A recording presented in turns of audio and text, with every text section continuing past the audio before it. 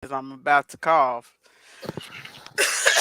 Welcome, everyone, to the Friday Coffee Klatsch. I am Artemis. That is my mother, Danny, who is still a little bit sick. So we're still going to have more coughing. We just had a hilarious conversation about my brother not wanting to use the garbage disposal in the sink, even though his reasoning was you want to put the food and like food waste in the trash because you don't want the food waste to like go into the sink and sit there rotting. But the garbage disposal leads to another trash. That's the whole point of it. Is it leads to another trash, and then you like rinse it, and it all goes to another trash facility, right? That's how it works. It's the convenience. Ronald's here. Ronald's here so early. Hello, Ronald. Mother, if you are no longer coughing, why are you still muted? Put your mic down and say words.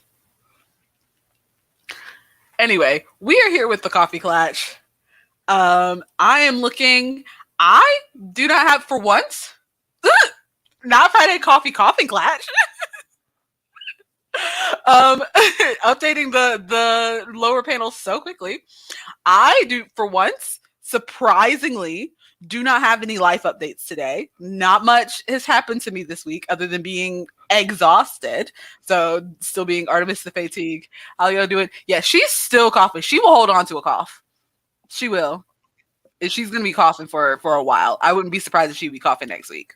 But I'm doing okay. I am chilling. I'm just real tired. I yesterday took my babysitting girls out to play frisbee. Found out that these two 6-year-olds has never played frisbee before. So I took them out and I ran them tired. Apparently, I do have a life update. I ran them tired because I was like, y'all recently have been having a bunch of energy and attitude. So we're gonna take care of this right now. I used to play frisbee a lot with my friend Gilbert, and so I have gotten pretty decent at being able to throw a frisbee. And so what I did was I had them stand in front of me, and it was basically go long every time, and I was just yeeting this frisbee across the field, and they would all like run to try to go pick it up and Yeeting. then try to throw it back to me. Yes, but then the Yeeting, most you're such a millennial.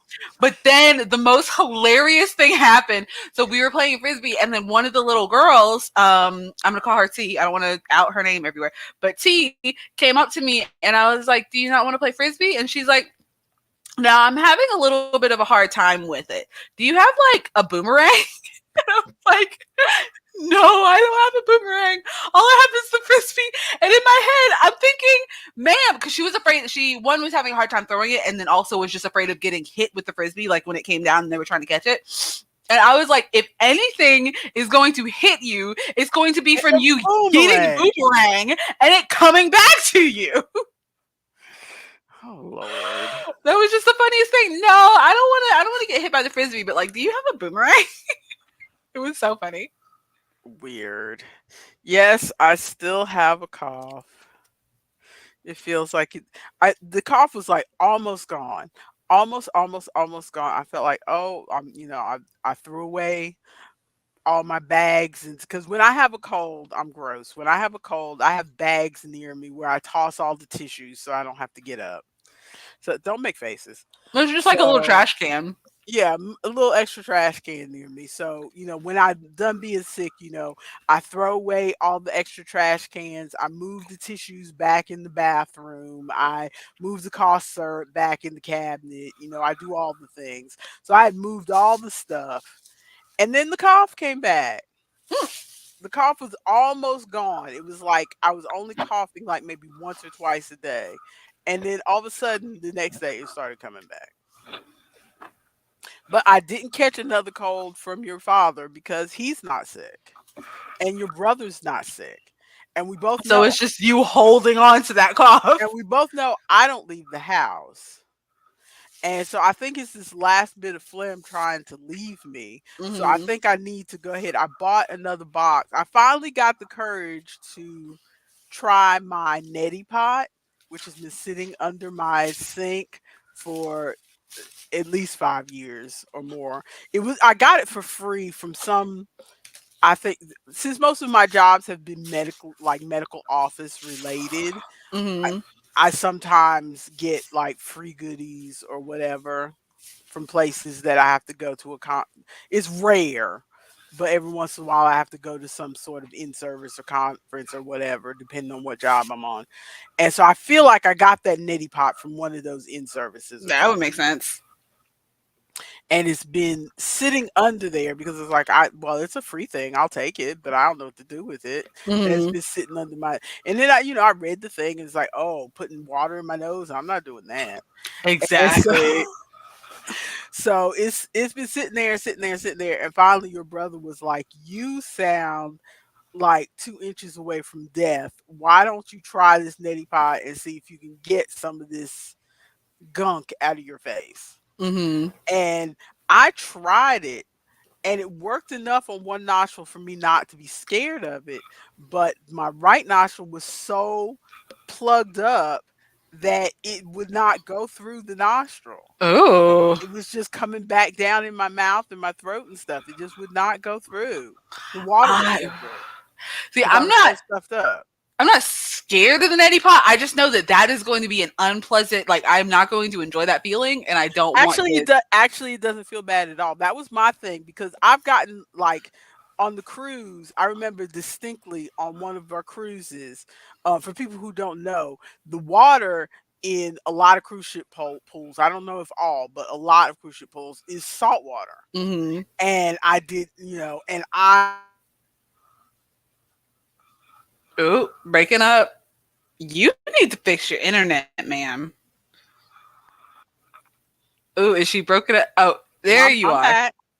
Okay, you were So saying. I went under and the water went up my nose and it was Oof. salt water and it stung like I don't know what. So that was my Oof. fear using the neti pot, knowing that you put that salt water mix in it, the saline mix in it, to Mm. clean your nose out. I was like, I do not want to feel a burning salt water in my nose. But it actually you don't feel it. It doesn't feel like salt water at all. Yeah, that's what Ronald is saying. He said, I hate water, like hate capital water in my nose. And I can tell you if you use it correctly, it's not pleasant. Does it, I don't It know. literally it just runs right through. But I was just frustrated, and even when it got backed up with this stuffed nose, it wasn't unpleasant, it was just like, I'm mad that it's not going through my nose like it's supposed to. But now both of my nostrils are not clogged up, I just have slight running and, like Hmm. and I can tell there's stuff And like the phlegm.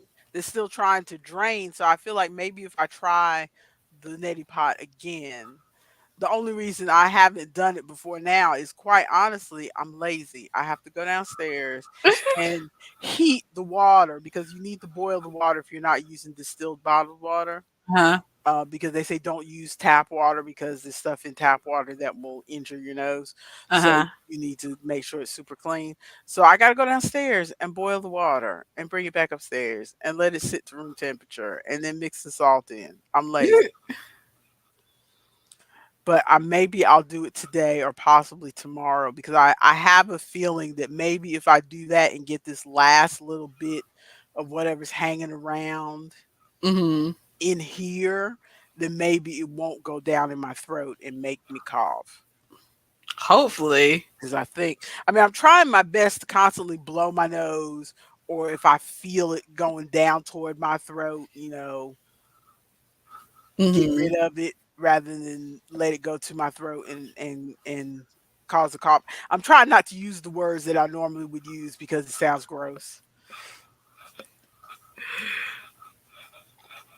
Well, but trying to get rid of it. But um, so my other life update is that your brother recommended that I try the Pomodoro method for work. Are you familiar with the Pomodoro method, Maya? vaguely, but catch me up again. Okay.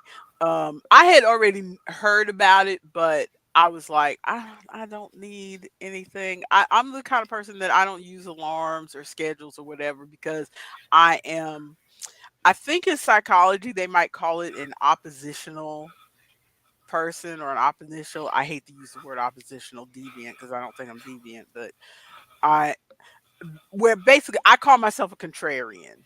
Where if the minute I set a goal, I don't want to do that thing anymore.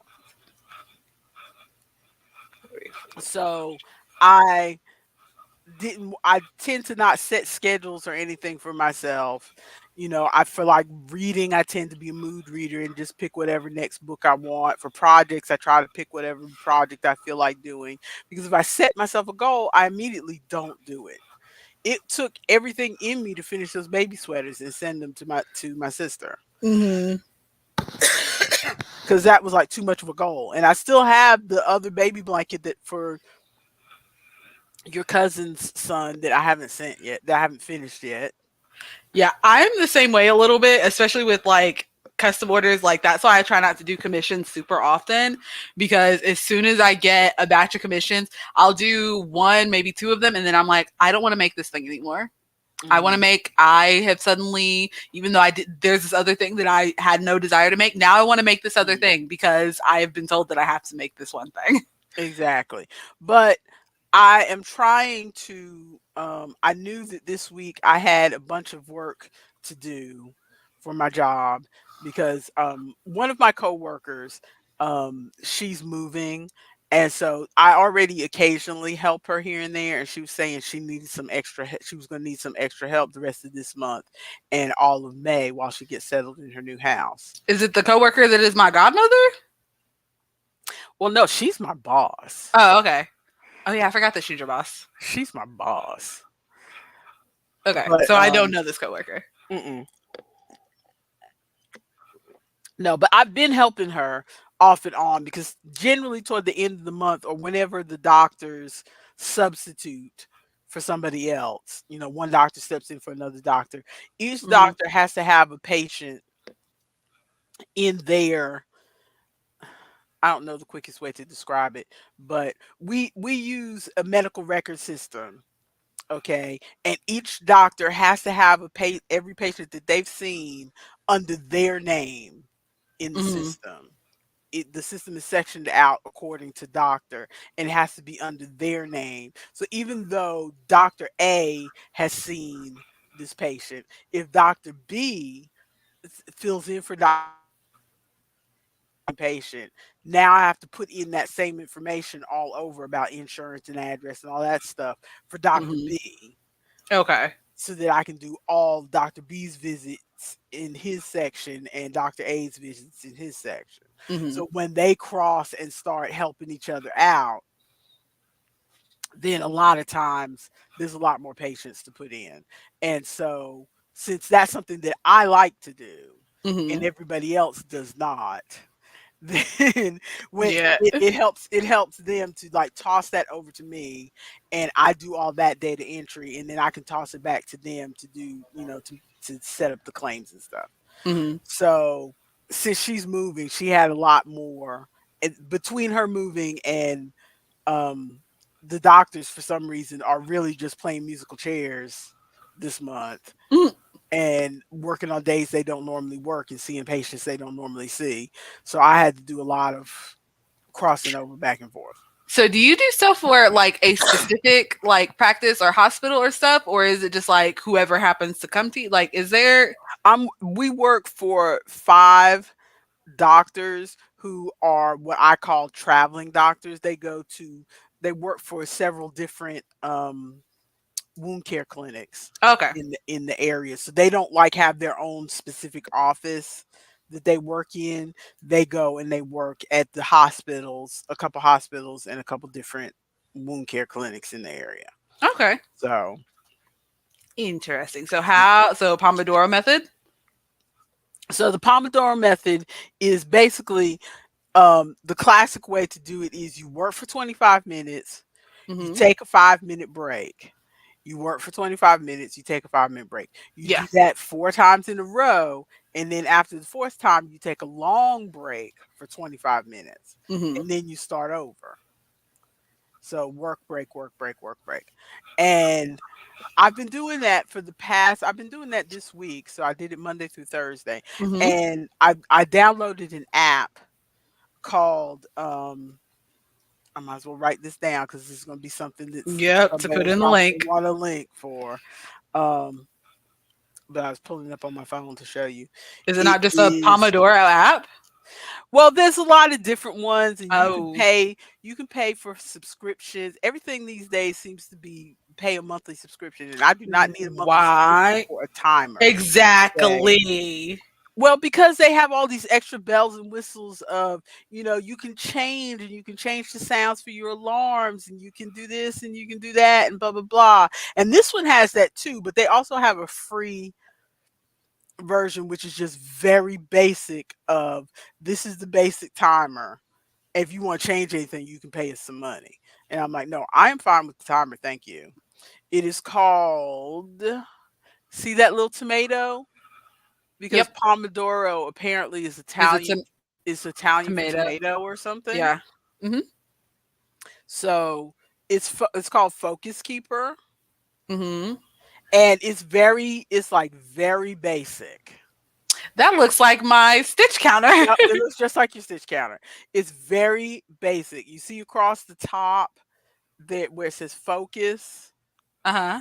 and you see the little clocks there. So So it tells you it'll how fill, many. yeah, it'll fill those in of how many work sessions I've done, and then after I've done the fourth one, then it'll give you and I have it set. You can have it set where it immediately rolls over into the break, and I did that the first time, but then I switched it to where it does the 25-minute work session and then it stops so that I can finish whatever I'm in the middle of, And then do and then your. press play, and then my break starts. Yeah. That's pretty good. So how has it been working for you? I feel like it's been working for me. I feel like I've been focusing more because I've been trying to, even though most of my stuff I get done well within the deadline, I feel like could be getting more work done. Mhm. Um, and so I think part of it's hard to admit this, but I think part of the problem is I've really gotten out of practice of working an 8-hour day Mhm. between, being not having a job at one point and then being sick for a while. And then during COVID, all of our work disappeared. So there Mhm. was like no work for me to do except for a couple hours here and there. What's the matter? Oh, I was just reading chat. Ronald is asking what happens during the break. So you have the 25 and then break, 25 break, 25 break, and then you have like the big break. And he's asking like, how Yeah, does it?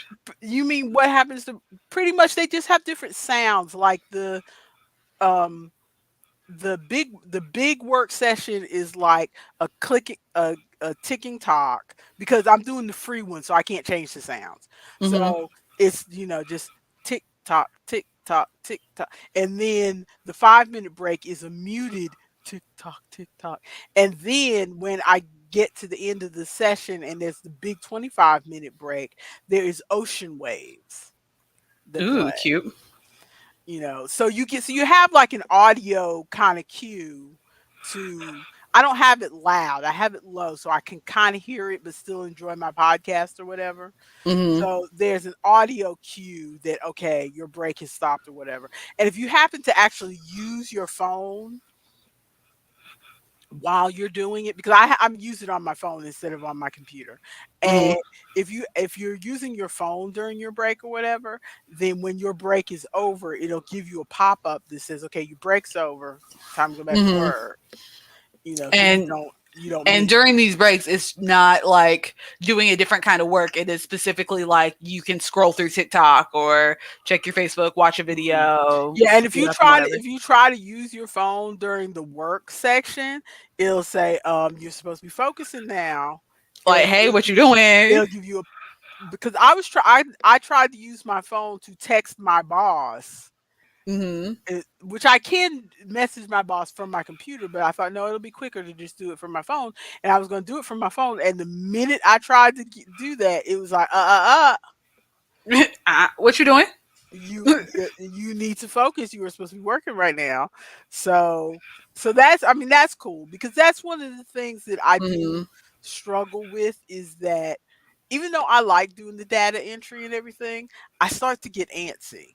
Yeah. And or like or even not antsy. Sometimes I'll be like listening to a song and it's like, I want to listen to Aretha Franklin's version of that song. So let me go ahead and add Mhm. that to the queue. And then I'll and then I'll go down some sort of rabbit hole. I will get so stuck in the paralysis of like, I'll say, oh, I want to sit down and work on this commission, or I want to sit down and work on this project so I can get some of these things done. And I will get so stuck on not even getting to the project, but trying to find something to watch or listen to while I'm doing the project. And I'm like, because I would love to just sit and like have TikTok scroll automatically while I'm working on the Hmm. project or something, but that's Uh-huh. not a thing. That's not And how so that I'm works. and so I'm like, let me find a YouTube video to watch. I went back and watched like old game theory videos Hmm. that I had never watched because I was like, because scrolling through my like, I don't know what happened to my algorithm on my YouTube, but just scrolling every like, it feels like every few months, my algorithm on my YouTube is just a bunch of stuff that I either have already watched or have absolutely no intention of watching. Like I do not want to watch any of that stuff. Hmm. And it's like, and I'm like, I don't know what I did to mess this up. Why during on my little discover page or whatever, why am I not getting videos? One, why am I not getting videos from people that I am subscribed to? Like it's a bunch of Hmm. videos of people that I'm not. Like I understand throwing in extra videos every once in a while to like introduce you to things because that's what the discover page is, but also like, hey, maybe you show some videos that I haven't seen from people that I am already subscribed to. Because if I go to my subscriptions page thing, I have some people that like I only like some of their videos, but they post like every single day. And so I have to scroll and scroll and scroll and scroll through pages of stuff to find. And I'm like, oh, and sometimes, sometimes you're not in the mood to watch a real TV show. You're not in the mood to Hmm. watch a movie. And just Hmm. like, ugh. Ronald says you can tell it that you can go to the three dots and say I don't want to watch, and it will ask why. You can say I've already watched it or I'm not interested. I am so afraid to do that because I just have a feeling that like I don't want to watch it now, but then what if for some reason I want to watch it later? Then I'm you so can look for it later. I've but done I'm like, oh my god. I'm not interested several times on YouTube. I've done it on TikTok before of like people that are like I'm gonna say this transphobic stuff. Or I got a video one time. I was like, "Where? How did you find your way to my side of YouTube?" And it was of TikTok, and it was a video of some guy with like just showing off his car, and it was like, imagine like trying to date a fat girl or something. And I'm like, but it didn't feel ironic. It felt like he was being so serious and so fat phobic, and I was like, "What are you doing here?" Crazy. Absolutely crazy. Yeah. Ronald says YouTube is like, here you go, sports. And I'm like, no. Yeah, that would make YouTube knows better than to offer me sports. I'm like, what do you think this is? No. But yeah, I think the Pomodoro method is working okay for me. I don't know how I feel next week about it, but right now So we'll get an it's update. working yeah, it's working okay for me so far, and I think it's making me focus because I feel like in the 25-minute things, it really does make me focus. Hmm. I will admit that I don't stick strictly to the 5-minute break. Like I'll, because like I'll get up and I'll go to the bathroom, and then my 5 minutes is gone. So I'll take 2 more minutes, and then I'll go ahead and click the work button. That's what I do at work. So we get a like 10-minute break. It like on either side of our lunch break, and I will not use the bathroom on my 10-minute break. I'm using the bathroom on the clock. My 10-minute break is for me to sit down and watch TikTok. You are so rude. Um, but also I had to change. Did I mention that I had to change my menopause supplement? No, we had a conversation about menopause a while back, but I don't think you mentioned that you had to change the supplement. What Well, happened? I was taking a supplement that I liked that was Walmart brand. Their medicine brand is called Equate. Mm-hmm. And I was taking a supplement and it worked fine for me. It was basically black cohosh and some other stuff in it. Mm-hmm. And I took that one, and they had several different blends. They have like a weight management one, and then they had two or three other ones. And I went back to order some more, and all of a sudden the one that I like, the weight management one, was not there anymore. And it's not like, excuse me, it's not like but I don't know if you shop Walmart for groceries, but well, I know you don't. Not Why did I super say often, that? no. Why did My I say Walmart's 15 that? minutes away. But um on the site it says, if it's out of, if they normally carry it but it's out of stock, they gray it out and they say out of stock. But if they don't have it, then there's no picture of it, period. And so Mm. the picture of the supplement is gone. It's not even like out of stock. The picture's gone. They pulled it. So I was gonna go look and see if they had it this week and see if there was just some issue. But in the meantime, I didn't want to stop taking something because it took. You remember, I stopped taking it before, and the hot flashes came back Yep. with a vengeance. And it takes 2 months to get that stuff in your system. Hmm. So the hot flashes will be gone. We don't need you over here with your hot flash fan into the microphone. Exactly. So I went ahead and got the maximum strength one. Hmm. Okay. And then get it, and I looked at it and I saw that it was slightly different, but I was like, I have no choice. This is what they've got. So I got the maximum strength one, and it's got twice as much black cohosh. Plus, it's got green tea and yerba mate Ooh, I love and an herba mama. some other thing, magnolia something something Hmm. in it. And so the green tea and yerba mate is supposed to be for um to get rid of the fatigue, Hmm. and the magnolia whatever is supposed to be to get rid of mood swings and irritability. And I'm like, I don't need all these things in my stuff. I just want my black cohosh stuff. But if I had gone with another brand, it costs like, because like this brand is like $10. If you go for the other brands, they're like $25 for not as Ooh. many pills. And I'm like, no. So I Yeah, got the absolutely not. maximum strength. So I've been taking that for about a week, Uh huh. and I still don't know how I feel about it. Do you feel like what feels different? I feel like I had a heaviness, which I don't know if that was menopause or if that was my MS, a very like heaviness where in my body where it just felt difficult some days to even walk. And I feel like that heaviness is not completely gone, but it's like been cut in half. Ooh, so maybe you needed And the maximum strength. I feel like my brain is like more awake, but I'm not jittery because I was worried that I already have my coffee and then have the green tea and the yerba mate. I thought I might get jittery, Mm-hmm. but I'm not jittery. I just feel more awake. Mm-hmm. But I mean, these all sound like good so far. I don't know. I'm waiting for the other shoe to drop because I've only been taking it for a Yeah. week. And the last one took 2 months before it fully kicked in.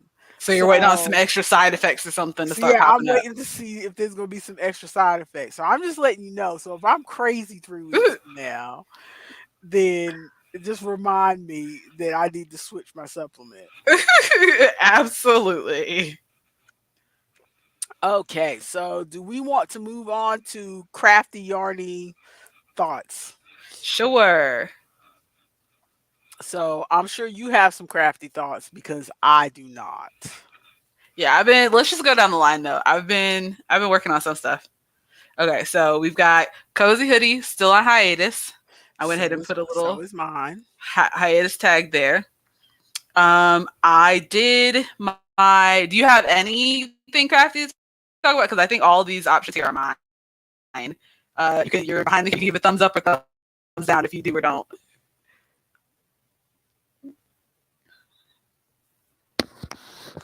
Sorry. Ooh, there you go. Um You're good. I don't really have anything crafty. I haven't done any of my coloring. I want to do my coloring.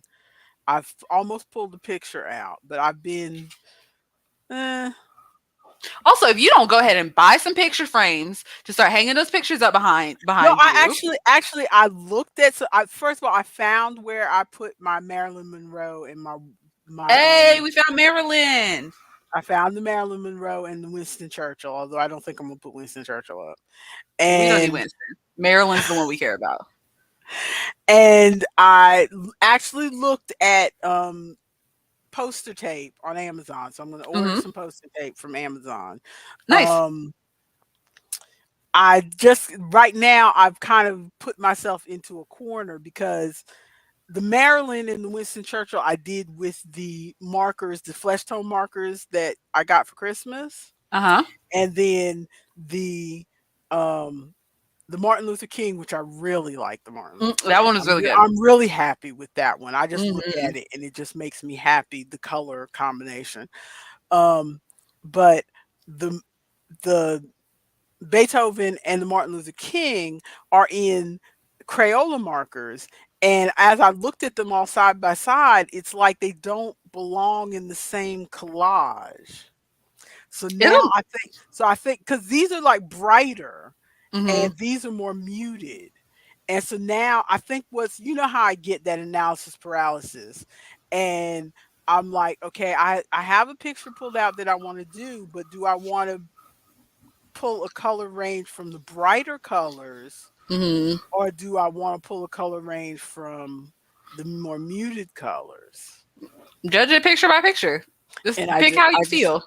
I don't know. Well, Because you I know feel because that's not easy for me. once you hang them up, I feel like they'll look fine together, whether they're muted or bright. It'll just look like different pieces of art, especially if you hang them up. Also, by the way, if you're getting that poster tag, maybe get some page protectors and put them in page protectors before you hang them up. That way, if you take them down, the poster tag won't rip Mhm. up the picture because I don't want you to rip up your picture.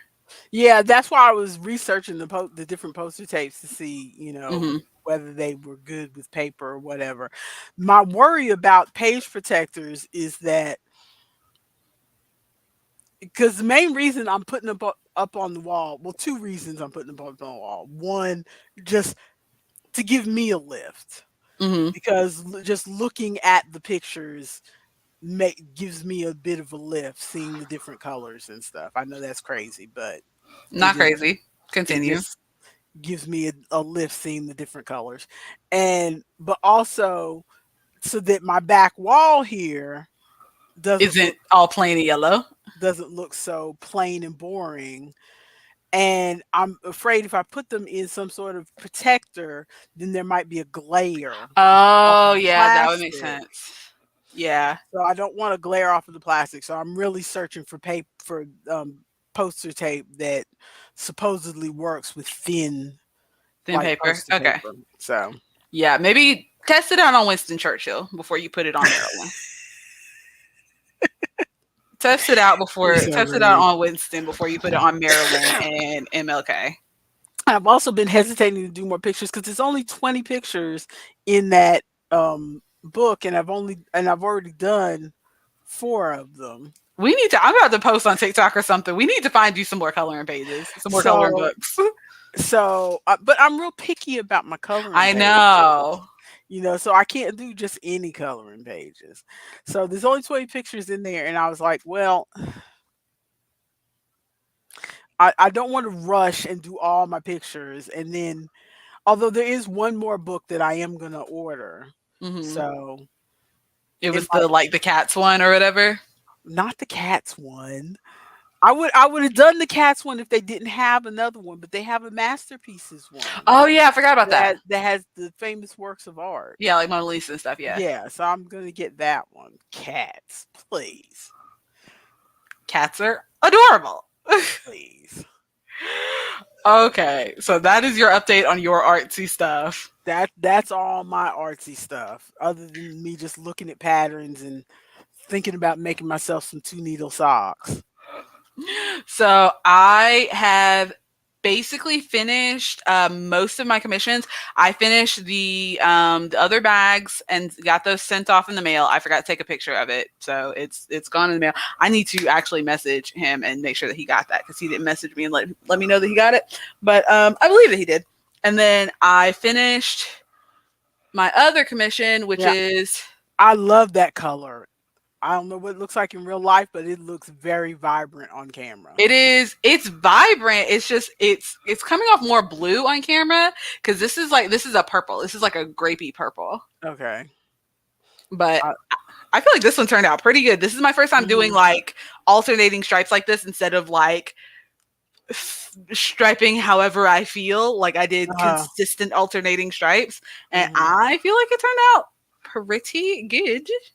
And that's another commission. Yeah, this is another commission. So she's just Who gonna are come all these pick this up. people who want witch hats? People who know fashion. Okay. People who live up in the witchy mountains. Everybody loves witch hats. I've sold several of these.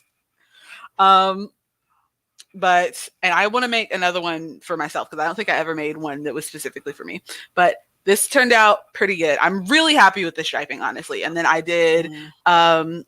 the on the edge in the pattern. She says to just do 2 rows of. Ronald said witches. Obviously, who's getting all these witch hat commissions? Witches, duh. But in the pattern, she said to do 2 rows of slip stitch going around to stiff it up. I don't like doing that, and I really like. As soon as I discovered reverse single crochet, I was like, I'm adding this to every single thing that I ever do from now on.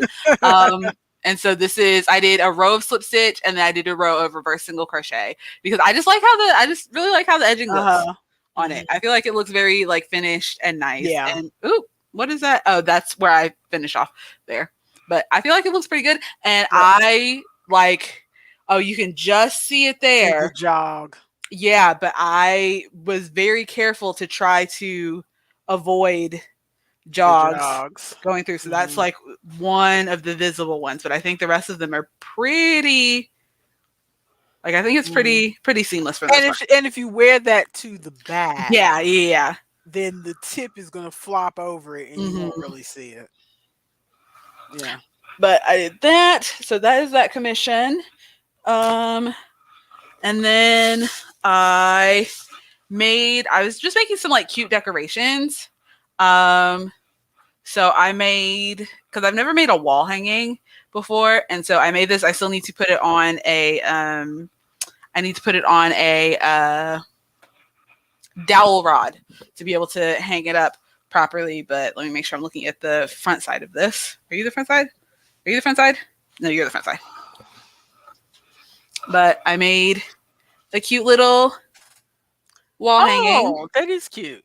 Yeah, I just had a bunch of the purple and black because I like those are the colors that she wanted for her hat, and so I only used up like half of each skein, if that. And so I was like, let me find some more stuff to do with this purple and black yarn. So I made this. I just need to hang it up or get it so that it can be hung up. I am in the middle of making another bandana. Oh, that looks good. Hmm. That looks good. And then what was next? Oh wait, yeah, cute decoration. So I finished the commissions. I meant to say this earlier. So I finished the other commissions, and so the last commission that I have is a baby blanket. She wanted it like dark purple and light blue, or dark blue and light purple. I've got it in a note somewhere. And so I need to drive out to Asheville. So I'm making a trip sometime this weekend or next week. Because Homophobic Hobby Lobby does not have the colors of baby yarn that I want. And so I need to go out to Joann's to get because I almost grabbed the acrylic and I was like, oh wait, this is a baby blanket. I need to use baby yarn. And so I'm driving out there. Important question: did you get paid? Whoa! So I got paid for the commissions. The witch hat, she still has not paid me because she doesn't have the hat yet. Like we have not, but she's a friend, and so I trust that she's not gonna stiff me. That's gonna be fine. I got paid for the bags that I made. I've already been prepaid for the baby blanket. She has already sent me $80 and said that if anything else costs extra, like shipping and anything, then she will send me more stuff on top of that. So I have the $80 for the baby blanket. Do you know what I still don't have? From the college. Yup, the $600 from doing henna at the college. My Square just sent another automatic notification of you still owe $600 for this invoice. Whew, I still don't have it. I am. I think I still have one more invoice notification, so I'm gonna let the last invoice notification go through and give it like a day or two. And if I do not get it, and I need to check my account and everything again, if I do not get it, I am going to be calling her every day. I'm going to call her every day and make sure I get that money. I wonder if they're on some sort of cycle where they can only pay things like at the end of the month or the end of a quarter or something like that. Maybe she gave some kind of excuse like that last time of like, oh, we just wrapped up our budget for this section or something, so you'll have to wait until such and such date to get it. But And like she should really tell you that ahead of time though. she should. Duh. Like, why did she even ask for my invoice that far ahead of time if she knew that she was not going to be able to pay me until a month later? So no, I've not gotten paid for that, but I will continue to update on that. Thank you for reminding me, Ronald, because that was like kind of in the back of my head, but I was like, ah. So I haven't got that. But speaking of decorations, so I'm still making more cute decorations. I'm making let me not pick up 30 of them at once. What am I doing? I'm making wind spinners. Oh, And so this is interesting. more of that black and purple yarn. But you like hang them up, and I'm trying to figure out what I want to get some bells and put like Uh-huh. a bell on the bottom so it'll ring kind of like a wind chime, and then when the wind blows, it'll just like spin all beautifully and like Interesting. yeah. This is the kind of area where people will definitely hang stuff like in their trees in their yard or like on their porch or something. And so I could definitely see this hanging in somebody's yard. But I made a few. I'm holding it by all of the ends that I need to weave in. Oh, that's interesting.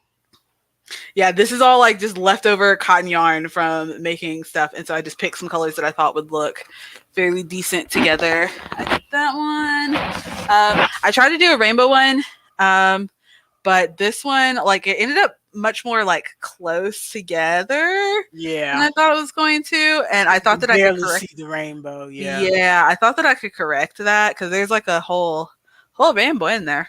But Yeah.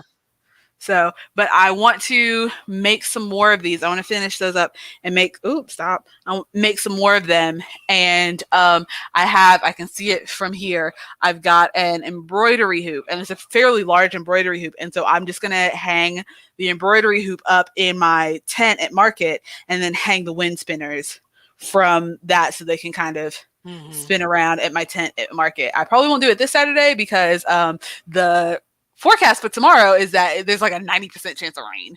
And so, Yuck. yeah. And so I'm just going to set up basic again. This is only my second market of the season, and it has so far been rainy both times.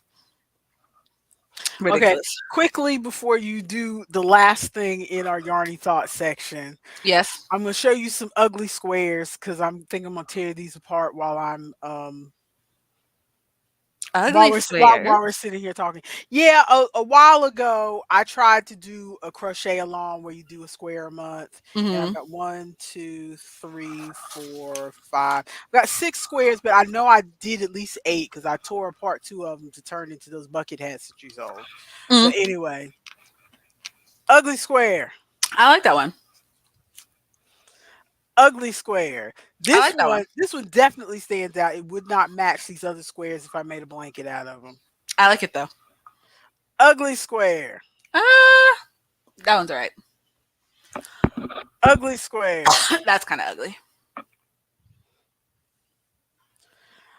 ugly square, That one's also kind of ugly. and ugly square. That's just basic. So I think I'm gonna tear all these apart and try to turn them into something else.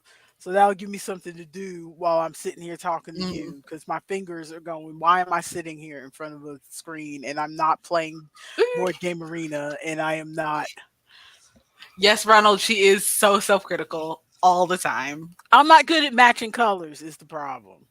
I'm not Some of those look some of those most of those look decent. There were only like two of them that I was like, that is not my taste. I'm not good at matching colors. Like I'm really not happy with this one. This is I like like that because that's what gray, green, and yellow. no. Oh, is it like olive green and yellow? Like a Yeah, lighter green, a this darker one green? that you're calling green is like more of an olive. This one Okay. here is more of an olive, and then this is a dark green, and then that's a bright yellow. Still good. I like it. I like that one. Well, maybe I'll save that one to last to tear apart then. Yeah, just ooh, you know what you could do? Keep the square, just fold it in half and sew up the sides and just turn it into a little bag. I'll think about that. So that We'll would be a see. cute little bag. We'll see. We'll see. Okay. Okay, so last thing you've got over here. Yes, we got a last minute sponsored advertisement. There's someone sponsoring the stream, and so I'm going They to are put not. they gave us an ad read, and so if you go to the private chat, I copied the ad read, and I'm going to put it into the private chat. Oh, it's too many for the private chat. Okay, so I am going to invite you to because I have it in my keep notes saved. And I will invite you to that keep notes so that we can do this ad read. Yeah, Ronald, these squares were for a blanket to make like a throw. You are not. I You am are not what? you are so weird. I am not what? You are so weird.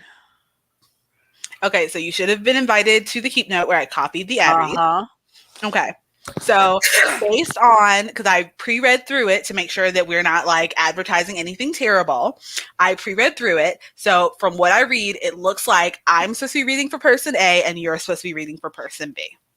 I told them that this is super last minute, so we're just going to be doing like basically a table read of this ad read. So we're going to go ahead and read through this right now, okay? Okay, this is gonna be weird. Go ahead. Okay. So, how are things going at home? It's been a while since I've been back. Any big changes? Not really. Your brother is still working the night shift. Your father just got back from his cruise. Oh yeah, the grocery bag monster has taken over another wing of the house, so we had to close that down. The what? You know, the plastic bag monster. When you have too many plastic grocery bags compiled in one place, it will slowly gain sentience and try to lure people into its plasticky web to eat. Did I teach you nothing as a child? Well, you sure as heck didn't tell me about that. Are you guys okay? What can you do to get rid of it? Well, you can call in monster hunters. That's not a real job. Just because they didn't offer that major at your school doesn't mean it's not a real job. Anyway, monster hunters are really pricey these days and aren't really necessary unless you have a serious. Case, I think, is what they meant to put in there. Series case. So more and more people are turning to bag wards. Bag wards. Yeah. Having reusable bags in your house acts as a ward for the monsters and slowly pushes them out. So that's why I haven't been seeing any plastic bag monsters. So many people use reusable bags up here that must not be as common. So have you gotten any bags? Not yet. I'm looking for the right reusable bags for us. I want them to be stretchy enough to hold a lot without breaking, and I'd really like to support a black owned business if I can. Oh, well, this is pretty lucky. Our sponsor for today, Maya Mendy, is a black owned business, and they're about to start adding reusable bags to their online shop. Oh, really? But how are the bags? Are you sure they're going to be right for me? Definitely. They're all crocheted by the owner, and they're mesh with plenty of stretching room for whatever you'd like to carry. That does sound good. But what kinds of colors do they offer? I'm trying to get more pride items to show people I support my LGBTQ children. That's just it. The bags that they're going to be adding are pride themed. Not to mention, you could always commission specific colors while their commissions are open. Wow. So where do I go to get these bags once they're ready? You can go to etsy.com/Maya Mendy, or you can follow the link in the description of this video. Okay. And how will I know when the bags are available on the site? Go follow them at Maya_Mendy on Instagram, where they will be making the announcement as well as other updates to their shop. Awesome. Your father will be so happy to hear this. The plastic bag monster just took over the garage where he works out, so he was about to get a gym membership. No need now. Maybe we can get matching bags to use on the cruise. And scene. You are ridiculous. I wrote up an entire ad read. You are absolutely ridiculous. Whose whose child are you? Yours. Not mine. You whose child are you? You are ridiculous. Oh Lord. Ronald is asking how you spell it. Can you go ahead and put Yeah, it in the I'm chat? about to type, even though you know my A key doesn't work. Yeah, it's Maya Mendy because Mendy is because I started my business just doing henna, and so Mendy is the traditional like Indian word for doing henna. It's what a lot of like more people part of that culture will use the word. But there she is putting it in the chat. Thank you. And You thank you are to our sponsor for this episode. you are so weird. You are so weird.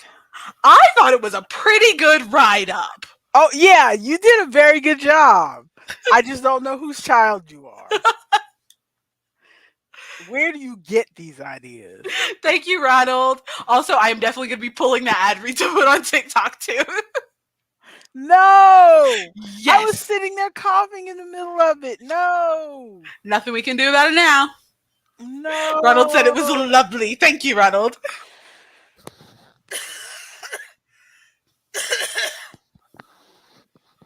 Are you putting words in my mouth, Ronald? Thank you, Ronald. It's sometimes hard to read through. Thank you for translating for me, Ronald. Where did I put my crochet hook? I don't know. See, now you're gonna make me get my fan out. I'm so hot now. Oh Lord. Oh, I found it. Oh my goodness. So that's the end of our crafty stuff. Thank you to our sponsors. Oh Lord. Okay. So, are we moving to our media consumption, or are we moving to yeah, moving to our media consumption? Yep. Here we go. Let me get my list pulled back up. Okay, so you go ahead and start because your stuff was first. Okay. I'll run through my stuff really quickly. First of all, I need to find happier podcasts. Okay, because I was going through, and admittedly, I feel like I've been in a bit of a mood the last couple days. So I Mm-hmm. don't think the mood stabilizer and that supplement's doing anything. Mm, But I realized that I mean I know this about myself, but every once in a while it just hits me that I tend to listen to a lot of news kind of podcasts, like Daily mm-hmm. Zeitgeist Yeah. and Hysteria and stuff like that. And so sometimes I just want to listen to something that's kind of funny Yes. and not talking about the news. And and I went through all of my subscriptions on Spotify and it's like there is nothing, and then I try to find some podcasts that are like, maybe gaming related or something, but Mm-hmm. usually they play, it's hard to find podcasts where they play cozy games. They're usually playing something that I don't play. Yeah, I was gonna So say I could recommend some, but a lot of mine are D&D podcasts. yeah, so it's like I just want to, and I used to listen to like podcasts with a lot of comedians, and I tried listening to something like that, and it's like they were really talking more about the business, and it's like, well, I don't want to hear about how hard it is for you to go up on stage and stuff like that. I want to hear bits. I want to I hear want to hear jokes. bits. I want jokes.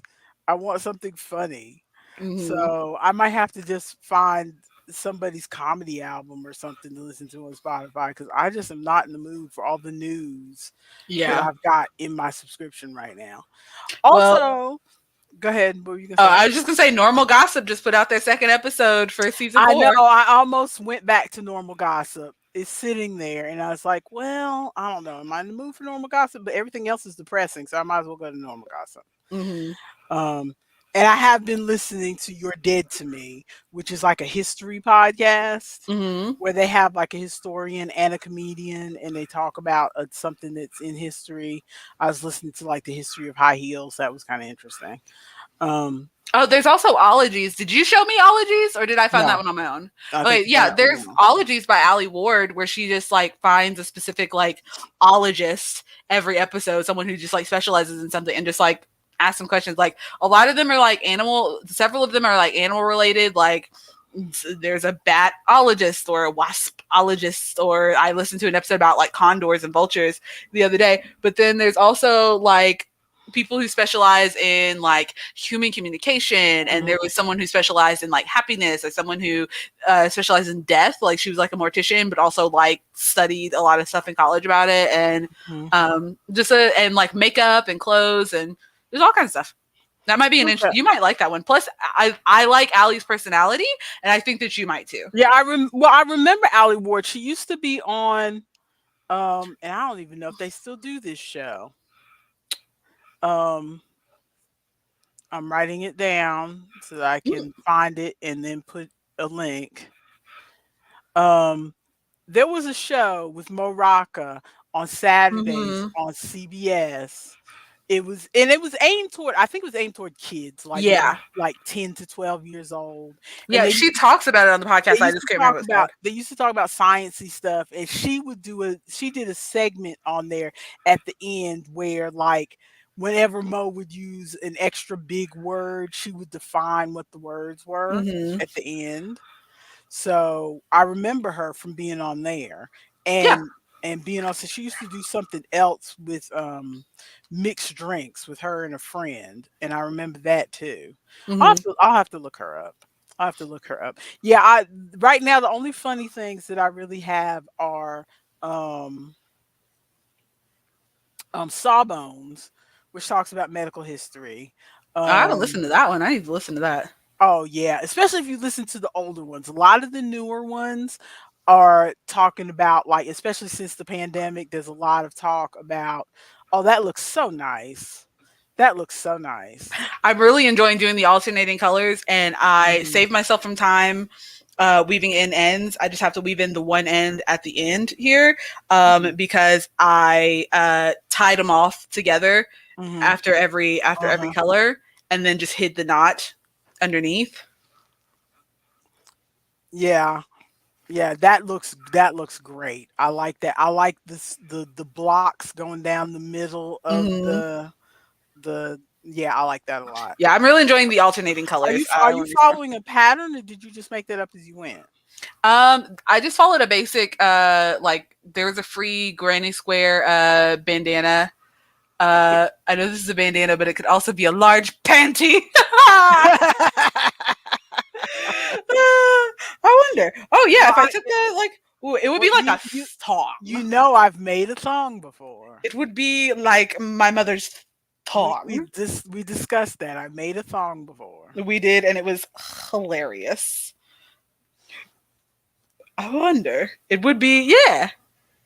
That would is that how? And then anyway, what was I saying? Oh, I just found a free Granny Square bandana pattern, and the pattern that I saw was just like solid, or you're supposed to use a variegated Mm. yarn to go, and it would change the colors. And so So I how did you get that stripe of different blocks down the middle of the triangle? that's just where so the pattern starts right here with these two in the middle, and so Uh-huh. every time I would alternate colors because it goes around. And so I did Okay. the two black, and then it would go around, and I'd have blue, and then it would go around, and I'd have black, and so they just happen to line Oh. up. Oh. That's interesting. That's interesting. You'll have to send me the pattern. Yeah, we can put it in the notes. I'm writing it down. Oh, what am I doing? I need to get my yarn needle and start sewing this up. Where are you, yarn needle? Bandana pattern from Maya. All right. Maybe I can turn some of these ugly squares into bandanas. Maybe they'll be better as bandanas. Oh yeah, Um, that one. I would love that one. The olive green, dark green one. That would be a cute one. okay. I figured out the other day. I mean, I kind of knew this in the back of my head, but I never took the time to really figure out how to do it. To have Alexa read my Kindle books to me. Hmm. Okay. Like over the speaker.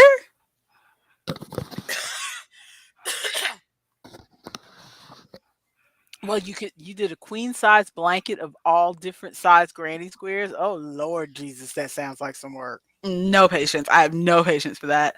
That sounds like some work, Ronald. Yeah, I'm about to make a baby blanket, and this is the thing that is making me bust out the knitting machine so I don't have to sit here and crochet a full baby blanket. But yeah, no, you can do it on your phone. The Alexa, you can do it on your phone too Oh, if you get yeah. the Alexa app on your phone. I You can forgot do about it that. on your phone. I knew it in the back of my head because I knew they used to have it more prominently, the text to speech, and then publishing companies got cranky because it was like, well, if people do that, then they won't buy audiobooks. Mhm. And so the function is still there, but they've kind of hidden it or Minimized like it, yeah. yeah, not made it real obvious, but it's still part of the I think they couldn't really get rid of it because it's part of like accessibility settings for people, Yeah. you know? So cuz sometimes blind people need the screen to read to them. Yeah. So, I'm not a big audiobook listener, but I've been telling you how I get tired sometimes. I want to sit my mind is awake, kind of what I was telling you about the supplements. My mind is awake, but my body wants to lay down. Mhm. And I cannot read from my phone in a comfortable position while I'm laying down. So I Mhm. found that I can have the Alexa app read to me.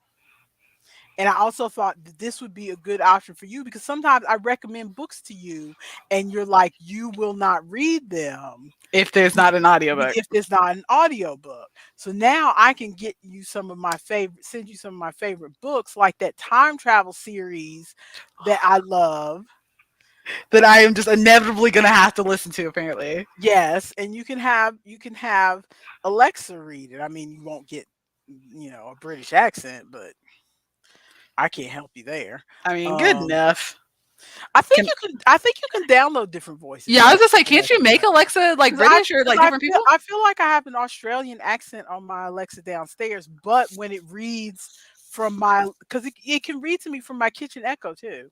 So it reads although the only thing is that the bookmarks don't are only one way. So like if I've started reading a book and I'm up to chapter 5 and Mhm. then I go to Alexa and I say Alexa read Kindle book, it'll pull up the most recent book that I opened, but it'll start from the first chapter, even though I've already bookmarked and I'm already up to the fifth chapter.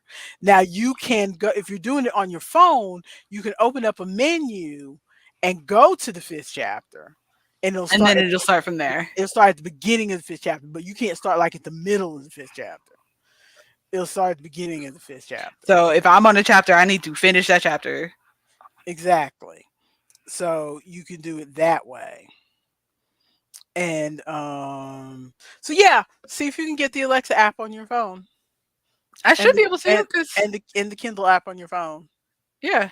Well, I know how you are with technology. Sometimes things don't work for you, so And it's never my fault. I know you're just a jinx. It's This never your technology fault. curse that was placed on You me as a wee babe. no, it's not. Ronald's asking if the reading is robotic. It is slightly robotic, but I don't think it's any more robotic than the voice filters on TikTok. And those are getting pretty good, Yeah, honestly. those are getting pretty good, and I think this lady is about the same. So, I mean, every once in a while there are things that she mispronounces, like she'll say "live" when it's supposed to be "live" or something. But for the most part, I can count on one hand the words that were like mispronounced, and usually they're mispronounced because I read alien romances, Mm, and she's trying to read some, you know the alien's name is like Vitrox or something. goodness. So, you can't blame her for that because I could be saying it wrong too for all I know. Mm, But yeah, I just thought I'd throw that out there. I was going to tell you that in the middle of the week and then I thought, well, no, we can talk about that when we get here for the the podcast. fans might want to know. Fans. We have no fans other than Ronald. Okay. Also, I was listening to Today Explained, Mhm. which is a podcast, and they were talking about the upcoming Hollywood writers strike. I'm sure you've heard about this, right? I have not actually. Oh, then you are really sheltered. Well, Yeah, of all back in things, yeah, I've just been focusing on other things. I know. Basically, it's similar to what happened back in 2007 when there was a writer's strike. Um, and I honestly, That's I don't blame you for not knowing about it because when they had that writer's strike back in 2007, I was barely aware of it. well, I that's the know, one that when Doctor Horrible came out, isn't it? yes, During the writer's strike. Yeah, I remember yes, that. yes. But see, I mean, we remember Dr. Horrible, and we remember. I vaguely remember. I wasn't even watching late night TV very much back then, Mhm. so I it's like I know more about that writer's strike now, years later, when people reference it, than I did at the time. I was just Mhm. not paying any attention to it. But I was too busy raising children. What do you want from Hmm. me? Because that was around your sweet 16. It was. Hmm. So they're about to, if they don't settle things by May 1st, there's going to be another writer's strike. Okay. And I was just thinking to myself, while I feel really sorry for, because when they have the writer strike, it's not just writers who are out of work. Like the writers have prepared themselves because they know that the strike is coming. And um the people who will mostly be hurt are the what they were saying on the podcast was the writers have prepared themselves by putting money back because they knew the strike was coming up. So as much as they could, they've been putting money back. Mhm. People like us aren't going to be hurt necessarily because quite frankly, it'll first thing I heard about the writer strike, I was like, oh, if there's no more new shows coming out, then maybe I'll finally watch some of Get this caught stuff up. that's been sitting here that, with nothing, with no more new stuff. I'll finally watch some stuff that's been sitting here. Mhm. Because every time there's new stuff coming out, it's like, oh my gosh, that's interesting, and that's interesting, and this more analysis paralysis. What am I gonna watch next? Mhm. And then I end up watching crap. Because that's the other thing. The writer strike was when reality shows really rose to prominence Mhm. because they didn't need writers per se for a reality show. Yeah, they just need people to So act a fool. yes, exactly. So reality shows went crazy during the last writer strike. So that'll probably happen again. But the people who did I lose who will really be hurt are like the people who like caterers, people who work on sets, Oh costume yeah. people and stuff like that. So I kind of feel sorry for them, but from my end, I'm like, I can't wait to catch up on some of this stuff. Mhm. I can't wait for there to be a break in new stuff coming out all the time. So Although, what is the strike about? Is it just like unfair like pay or conditions or something? basically because there's so many streaming services, they're not getting paid the kind of thing they would Mm. have gotten like when a show went into syndication. There's really not as much syndication anymore. Mhm. You know what syndication is, right? I'm gonna pretend that I do. Why don't you explain it for Ronald? Basically, when a show gets up to 100 episodes, that usually was the benchmark to qualify it for syndication, which means remember when you would come home from school and you'd watch reruns of something at like 3 o'clock in the afternoon? Mhm. That's syndication because they bought it to show at another time. Okay, okay. So it wasn't um you see the regular episodes at 8 o'clock or 9 o'clock on the regular channel, but then you could then on like Fox or something, you would see reruns of a show, or like right now when you see reruns of a show. Exactly, it's not when the show was fresh and new. Mm. You see reruns of Big Bang Theory on TBS Mhm. or reruns of Law and Order on USA Network. So syndication basically just means it was popular enough that they would want to continue to showing it after it was Exactly. done. Okay. Exactly, exactly, Ronald. That was syndication. Watching Gilligan's Islands or Lost in Space as a kid. Yeah, exactly. I did the Okay. same thing. So, but they're not doing that as much anymore because there's so many other places for shows to go, like Netflix or Tubi or Plex or what's the other one? Pluto Hmm. or all these different streaming services that But they are the can shows not track. still getting bought because like they get put on TV, but then for them to be shown on Netflix, I doesn't think Netflix have to get they do have to, but I think the way the contracts are written, it specifies syndication on like regular TV. So the contract for streaming is different because when they first wrote mm-hmm. those content tracks, they didn't think streaming was going to be a thing. Mm-hmm. And now streaming is a thing. Just like there are shows from back in the 50s and 60s where they didn't think syndication was going to be a thing. Mm-hmm. And their syndication turned out to be a thing. And now those people, went to their grave not getting paid what they should have got paid for Mm-hmm. For for the shows, shows. for like I Love Lucy and Dick Van Dyke and stuff like that. Mm-hmm. So that's pretty much what it's about. Also, there's another thing that they are doing, something they call minis rooms. There's like a writer's room where um basically the writers write episodes. That's where Yeah. you've been hired into the writers room. Well, Yeah. now Yeah. they do a thing called a mini room where you're not really permanently hired, but they want to see if you fit. So you go in there and you still do all the same work, but you get paid half as much money, and then they still use your stuff. Capitalist America. Exactly. So that's part of what they're striking for. But How can I pay people even less than they were already I getting? just thought I'd mention it because it was an interesting podcast and it was on my mind. Yeah, definitely put Um, that one in the link because I want to go back and listen to it. I want to go listen to that. okay, so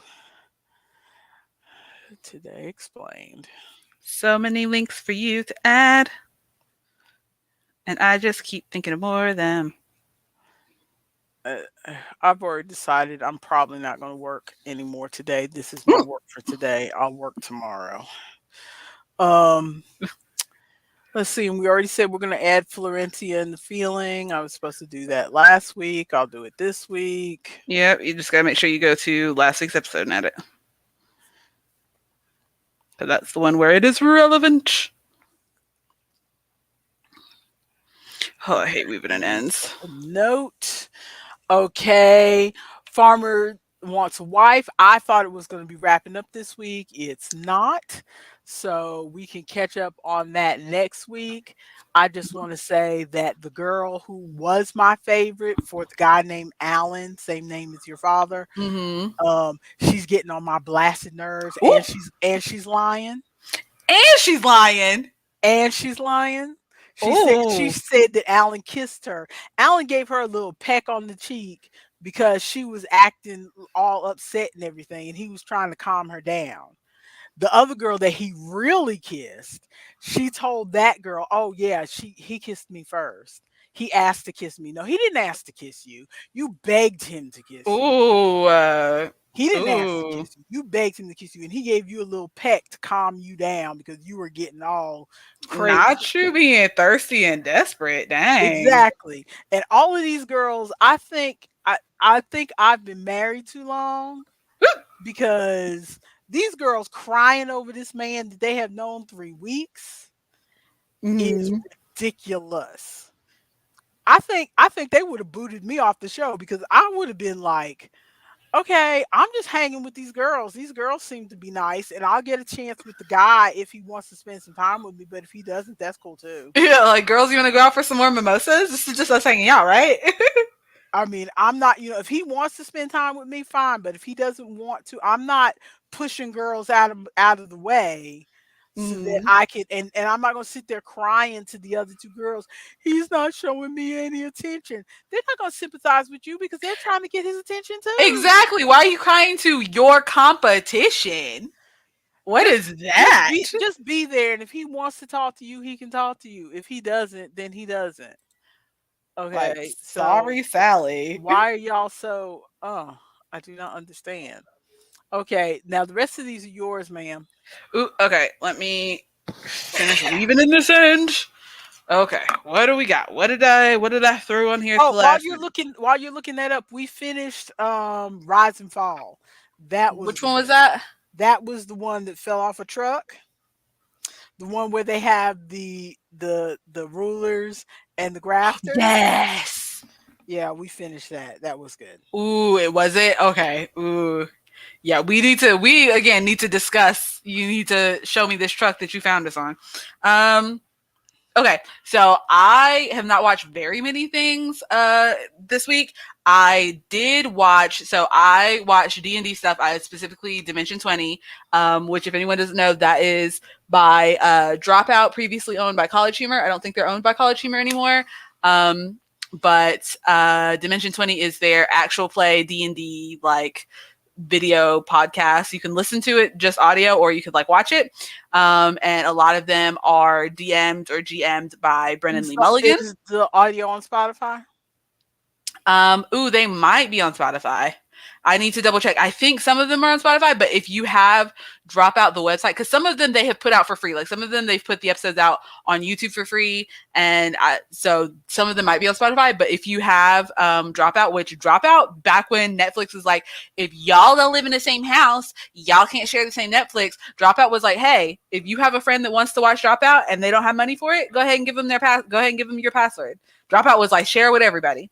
Um, but So the one that you're referencing in the list, how is that one available?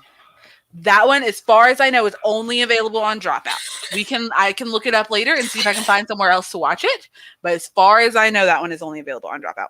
But this one was actually a spin-off of one of the main seasons. So there's the main season that is Fantasy High, which is picture like the whole world is a fantasy place except for one small town that is stuck in like sort of the 50s and 60s, but also they have cell phones. Um, but at the end of through the events of one of the seasons, there are seven maidens who end up forming their own like side group that are not really part of the main story. So the seven is their season where they're going on their adventure. Where some of them are graduating, some of them are not, because some of them are seniors, some of them are juniors, and so for them to graduate as an adventuring party, they need to graduate together. Otherwise, the seniors are going to go off and do their own thing, and the juniors will have to figure out their thing. And so they are basically go on this big adventure to get their GED so that they can all graduate together. And it's just this whole big chaos thing, but it was so good. It because it's just a lot of like feelings of like things changing, because like when you graduate like high school, graduate college, and like that friends like move away, things change, different people have different opportunities, people get different jobs and stuff. And so it was a lot of like feelings of things changing, and some of the characters are like, well, I want to do this other thing, and some of the characters like, I want us to stay together, how dare you not want to stay together, when some of the people are just like, I just wanted to look and see what this thing was. And like, but it was good. I teared up a bit at the end. Okay. It was pretty good. Is my girl in this one? Abria, yes. Yes, Abria, she plays one of the maidens. Well, that's not the girl I was thinking of, but Oh, you're talking about Erika Ishii? Yeah, she's in it too. yes. Yeah, Erika Ishii is in it. She plays the druid. So she's like a super hippie, like her two lesbian moms live on a commune, and she's a super laid back hippie chick that does like mushroom magic and stuff. So yeah, she's in it. Cool, cool, cool, cool, cool. Yeah, it's a pretty good one. You would probably like it. You should watch Fantasy High season 1 before you watch this. But even if you didn't, it I feel like you would still like you'd still it's still watchable. I'll think about it. It's hard for me to jump into something new that's not a trashy reality show. Yeah. Yes, Ronald. It's a D&D sort of a TV show. I mean, it's on a streaming service, But yeah, it's just them, like literally them sitting around a table playing D&D. And for a lot of the seasons, they have like prop makers, and so they'll make minis specific to those characters. So the minis will, instead of like we are poor, we will just like use whatever. At my house, we are poor, we will just use whatever mini like sort of closely relates to the character that we're playing. Which, like, there are several games where we have a little sushi cat figure, and so like we have to figure out who this session is going to be sushi cat. What was it called again? So it's called Dimension 20. The whole like Dimension overarching 20 is the network. Dropout is the network. So there's Dropout. Dropout has different shows on it. One of the shows on Dropout is called Dimension 20, which is the D&D one. And then in Dimension 20, there are several seasons that are different games. And the season that, if you want to watch the one that gives you the context, you want to watch Fantasy High. And I believe all of Fantasy High is available on YouTube. The 7, I believe, is only on Dropout, so you would have to either get a subscription or find somebody that has a subscription that doesn't mind sharing a Well, password. how about I put the link to Fantasy High in the Yeah, we'll do that. We'll put the link to Fantasy High. But and there are several different ones. Like Fantasy High is about the high schoolers, and so is Fantasy High season 2 and 7. Unsleeping City, which is my favorite series, my favorite season, is about like these people that live in New York, like basically modern day New York. And there's like regular New York, and then there's like the New York that's like under the veil of all the like creatures and monsters and magic and stuff that normal New Yorkers don't see because of this like Okay, magic now veil. why didn't you tell me about this one? Why are y'all always trying to give me wizards and druids and stuff? Because there are wizards and druids in this one. It's just also New York. New York, baby. Well, You I watched one with your sister, Yeah, you watch and Misfits and Magic. Misfits and Magic, and I enjoyed that one. Okay, You it's I not something I would aim. It's not something I would aim towards, but you know, if I'm in the right kind of mood, I'd watch it. Yeah, you might like Unsleeping City. I like Unsleeping City because it feels very different from the games that I've played and the other games I've listened to, where the setting is not some fantasy world. The setting is proper New Mhm, York.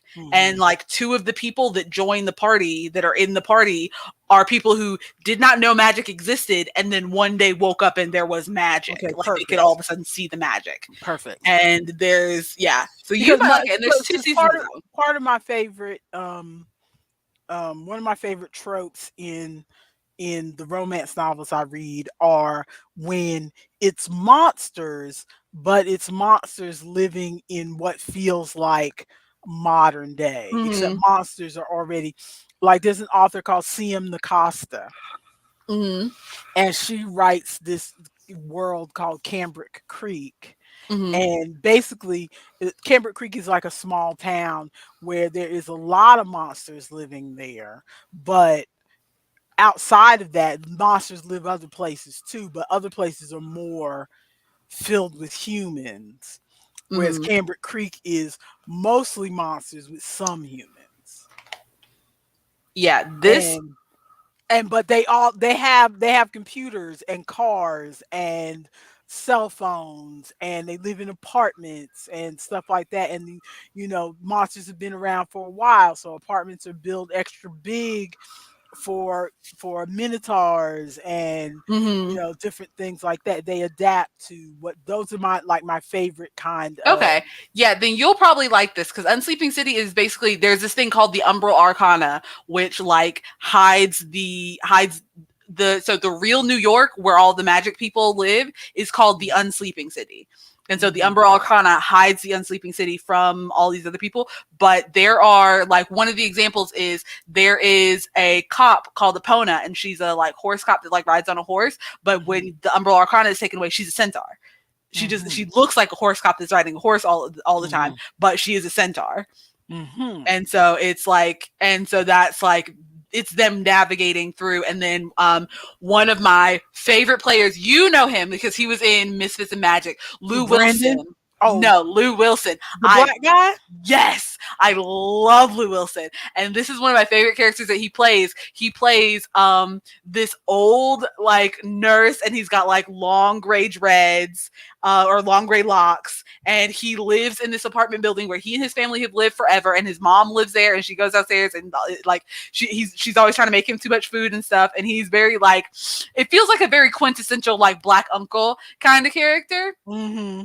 And he is like this isn't really giving too much away because this is stuff that's like explained either the first or second episode, but he is the vox populi, so he has lived in New York his entire life, has never planned to leave New York. New York is like in his blood and his spirit, and he becomes the vox populi, which means he is the voice of the people. He speaks for the people of New York. And so there's Mm-hmm. this cool thing of like whenever he's walking to go use a payphone, all of a sudden like there might be a line of 7 people, and then all of a sudden the people like one person gets distracted by a friend, and then another person is like, oh, look at that dog, and then another person is like, actually I don't need to use this, and then all of a sudden the line is clear and he gets to use the payphone, or like he'll be walking down a busy street, but somehow everyone parts up without him doing anything. Somehow everyone kind of parts out of his way for him to have a clear walkway through the city, because it's just like because he's the heartbeat of New York essentially. That's interesting. I Mm-hmm. might check that out. Yeah, if you check that one out, let me know, because that Unsleeping City seasons 1 and 2, those are my absolute favorite in Dropout. Like the rest of them are good. I do like the rest of them. Unsleeping City is my favorite. Okay, what is this one shot podcast? Oh yeah, so it's another more D&D stuff. I went back. I used to listen to the One Shot podcast more, but it wasn't on Spotify before, and so when I started listening to more stuff on Spotify, I kind of dropped off So listening to that's that. the name of the podcast, One Shot Yeah, Podcast. it's called the One Shot Podcast. I can pull up their cover art too, so you can kind of see what the cover art of it looks like. But it is, instead of like other D&D podcasts where they will play like long games over sessions. So like I've explained to you, for some of our D&D games, the last D&D games that we just finished from my 2 groups, those were multi-year long games. Like year and a half, and one of them was 2 years. Like multi-year long games, so long. Whereas a one shot in D&D is where you sit down for one night and play through the whole game in one session. They're meant to be like shorter games, and so you'll sit Yeah, down and play I've through. seen some of those on there's a website where you can buy PDFs of Mm-hmm. campaigns, and they'll tell you this is a one shot. So I've seen that before. Yeah. So One Shot Podcast is they will try out, because there are lots of different game systems, not just Dungeons and Dragons, but there's like some ones that I can think of. There's Dungeons and Dragons, but then there's like All Out of Bubblegum. There's so Misfits and Magic is the Kids on Broomstick system, which plays differently. And then there's just a bunch of different games like Call of Cthulhu and Everybody is John, all kinds of systems. This is what no, it's gonna there it is. So that's what Okay. that's what the cover of it looks like. Your phone is so sad. It Continue. is. It's pitiful. But so the game that I listened to them play this time is called Sleepaway. And one, I went back and listened to it because I happened to be scrolling through and I saw Brendan Lee Mulligan's name, and I was like, Brendan Lee Mulligan on One Shot Podcast. And so I listened. I just went ahead and sat here and listened, and it turned out to be pretty good. I'm in the last episode. I haven't finished it, so I can't give any spoilers for the end because I don't know. But this system is so interesting because the whole like theme, the whole premise behind this game is that there is a sleepaway camp, because we were talking about camps I think last week, and it made me Yes. think about this. But there is a sleepaway camp, and it's a GM-less system, so you don't have to have somebody being the GM or DM like making the story, because you all make up the story together. Mm-hmm. But you and the rest of the players play as counselors So you, a lot of you, most of you were previously campers at this camp, and then you become counselors. But it's more of like a sort of a horror suspense game, Mhm. because you, once you become a The counselor, horror, I'm out, but continue. it's good that, yeah, I don't think you would super like this one. I really like it for like the interactions that the characters have with each other. But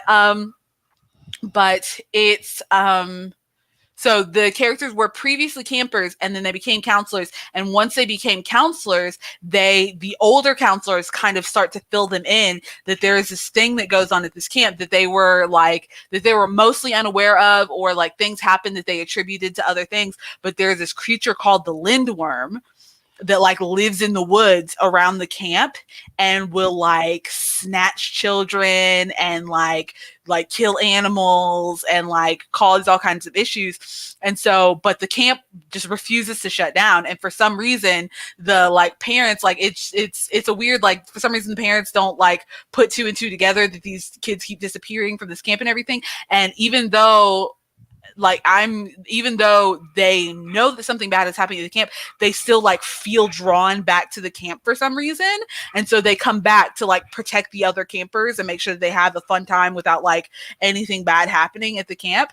And so it's really interesting because there are these like camper archetypes that are the characters that you can choose from. There's like the song player, who's the person who always like plays guitar by the campfire, and there's the swimming person, and there's the like sporty person who's got like kind of a strong personality. And one of my favorite characters is, there's this guy, he plays oh, I lost my yarn needle. Oh, it's just, that's gonna be gone forever. I'm not trying to deal with that anymore. um it's somewhere in the hammock. I just don't feel like getting up to try to find it. But the guy that plays my favorite like character archetype, he is a counselor who just got out of counselor training. So he basically might have been a camper last year and is now just being a counselor. And so he like bumbles through stuff a lot, and doesn't quite understand a lot of things, and but is trying so hard to help and to do the counselor thing. And everybody else has these previous, because the way that you set up the system. Oh, Ronald said, okay, y'all gotta get some work done, have a great stream and weekend. Bye, Ronald. Sorry, I Thanks, was rambling Ronald. on. Thanks for hanging. Bye, Ronald. But the way that the system is set up is as you're making your characters, there are these questions that you have to ask each other that like force you to build these relationships. Like someone might have to, like, you'll have a set of questions, and so you just pick one to like ask another character. So the questions are like, what is the reason that our characters don't get along anymore, or why is your character disillusioned from the camp but still feels like they have to come here, or like, why does such and such why do you not speak to such and such character anymore, or what traumatic event happened last year that you refuse to talk about, or something like that. And so it like kind of forces you to build the characters like that. So there's like these built-in character relationships with each other, and so they kind of like navigate through scenes like that. And it's very interesting. It is a very interesting system. I would love to play it. I don't know if I mean, you don't need a DM, but if I went to play it, I would, depending on which group I pick, I would be the only person that like has had any interaction with this game. And so I would be kind of coaching everyone through it. And I don't know if I'm Uh-huh. comfortable enough with that, but Uh-huh. it's a very interesting game. Okay, so you watched the finale of Traders. Yes, I watched the finale of Traders. So it blew my mind. I'm not going to give it away in case anybody is watching Traders, but we watched last week when Chloe and Isaac were watching. We ended up just sitting and watching 2 episodes because we watched the next to last episode, and I looked at the clock and I was like, I will make time. We need to finish this season. Uh-huh. Because I was like, because it really got close to where, and the people had been whittled down to, it is all people that I like. Like Uh-huh. before, it was before it was like, oh, some of these faithfuls I don't like, maybe one of the traders I don't like, so like I'm not sure who I want to win. And then it got down, and then a couple of people got eliminated, and I'm like, okay, I prefer the traders to win because of this. And then it like whittled down a few more, and I was like, I like everyone that is here, and I feel like I know who's going to win, but it is still stressing me out. And there was like, and so you watched that season, right? Yeah, yeah. Okay, so the person who won, the little twist thing that they did at the very end, Mhm. the little like last minute thing, and I was like, because I liked them right up until that point, and I was like, you have not done anything wrong the entire season. You have been on it, and then you did that one little thing at the very end, and I was Uh-huh. like, that was unnecessary. Necessary. Uh-huh. And I am so we were watching the reunion this week, and I am so excited to see how some of these people reacted the reunion, There's a because reunion? yes, so They you they get to they watch the they reunion they, they must too. they must not have had it up when we watched it because Maybe not. we watched it like right when the show aired. Yeah, so they may not So have had the maybe they reunion out. didn't have it up. We watched the finale and then we skipped out. I don't generally like reunions anyway, but I might check it out just to see. Yeah, I just want to see how some of those people react when they find out, like after finding out who the traitors actually were. And then Mhm. I want to see how some, because some people, when they got banished, were spitting some mad stuff. And I'm Uh-huh. like, and you were saying this person's definitely a traitor, and you're banishing me for no reason, and you're gonna be sorry when you find out. And they were like dead wrong. And so Uh-huh. I'm like, ooh, you were saying some stuff. Let's see how this goes. Yeah. It I was mean, I'm crazy. generally not a fan of reunion shows on reality TV, like the Love Is Blind thing, where everybody was going crazy to watch this live reunion show, and I'm Mhm. like, I can't. I'm not. I'm not that interested in y'all talking again. Yeah. They drag it out too much. Sometimes it's That things. yeah. Sometimes it's things where I want to see how such and such react when they find out what happened after they left or whatever. But they never show the stuff I want to see. And they Mhm. and they ask them stupid questions and make it awkward. So I generally am not a reunion show person. Um what show was it? There was one show I watched. I can't remember what it was. Oh, no, it was a show that I watched with you. Naked and Naked Afraid in Love. Naked and Afraid in Love, where she found out after they got on the reunion that she still went and slept with somebody else. Yes, which was crazy. I'm like, and he gave up his life for her and everything. I was like, ugh.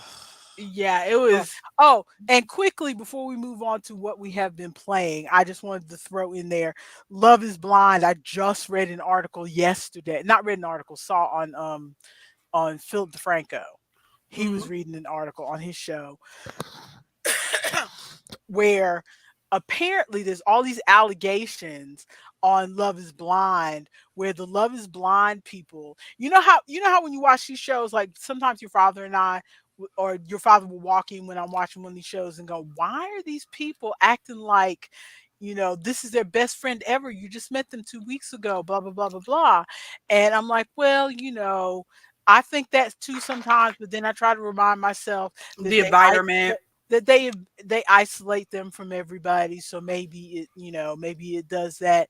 Okay, all these allegations came out recently about Love is Blind, saying that they were like holding back food and water from these people, and instead like holding back water but making sure there was plenty of champagne and alcohol, and Those keeping are and cult keeping tactics. and keeping them up all hours of the night so that they were like falling asleep in the little pod things when they were talking to people. And I watched the clip of one girl who was like, the guy was talking to her and trying to find out, do you really like me? Do you really like me? That girl fell out asleep while he was talking to her. And so he can't see her, so he thinks that she doesn't like him. That is literally keep it like for like keeping the food and then keeping them, because I know that they're like really isolated and don't really go outside or anything. Those are literally tactics that one, cults use to brainwash people into believing that what they're doing is like is what needs to happen and like is the right thing and that they're like going the right way. And then also it's a tactic that I think it's been outlawed now, or at least outlawed in most places, that police will use to Hmm. get false Hmm. confessions for things. That is insane.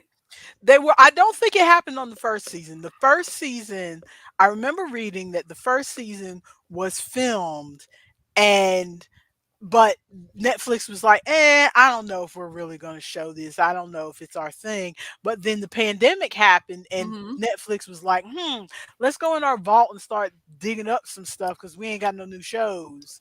With the pandemic, in our face here, we had to shut down all our productions. So let's see what we've got, you know, in our inventory that we can show. And so that show had already been sitting in the closet for 2 years, the first season before they showed it. So these Okay. people were already out and done and Like doing their happy own and things. Yeah. fine and whatever. But then it became such a big hit that I think Netflix felt under pressure to make it more and more outrageous. So And if so that happens, because who is getting in trouble for that? Is that Netflix getting in trouble for that, or is no, that it's like the the people that? it's a production company. It's this Okay. the production company. I forget what it's called. It's something like Shantix, Frantics.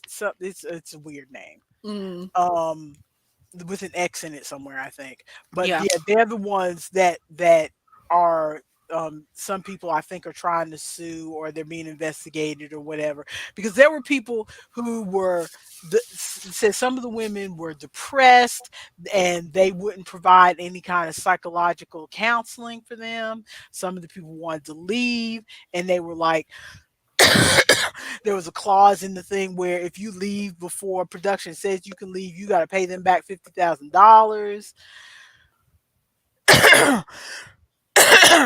Excuse me. That is in that's There, absolutely there was there outrageous. was something else about I don't know if it was this story or another story, another reality show story, but there was something else about how they were messing with their pay, so they were calling them independent contractors or something so that they could pay them less than minimum wage, and so they weren't getting hardly any money, and Did you say you saw that? Oh, you saw some Philip DeFranco? yeah, it I was need an to go. it was an episode from this week, I so keep it was telling like myself that I'm gonna go watch his videos and then forget.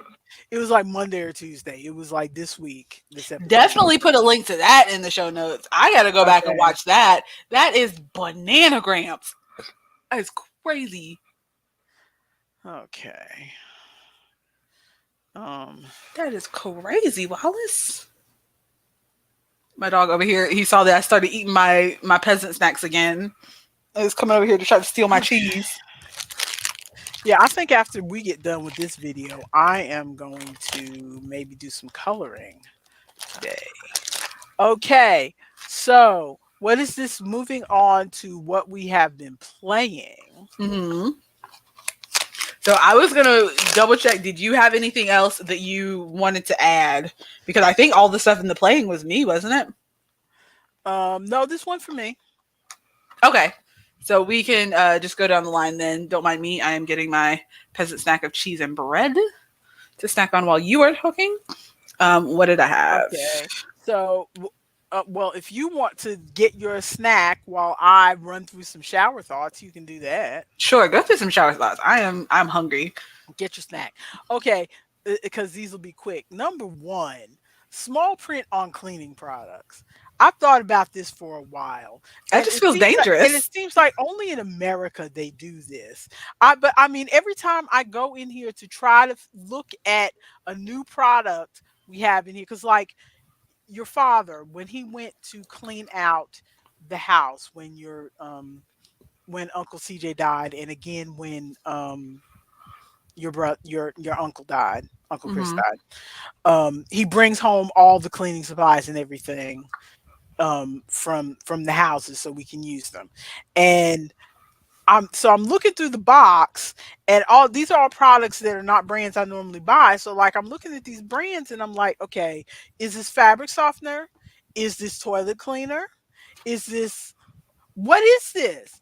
And you have to look all over the bottle, And and it'll I'm be trying to see so something small. exactly. Like this is gum. This says gum in a nice big word where you can see it. Whereas if this was some sort of cleaner, you'd have to look It'll be way like down in the Clorox, middle extra scent, and then super good. Make sure you use it. And then tiny down there, like bathroom cleaner. teeny, tiny, teeny, tiny, the tiniest print they can come up with.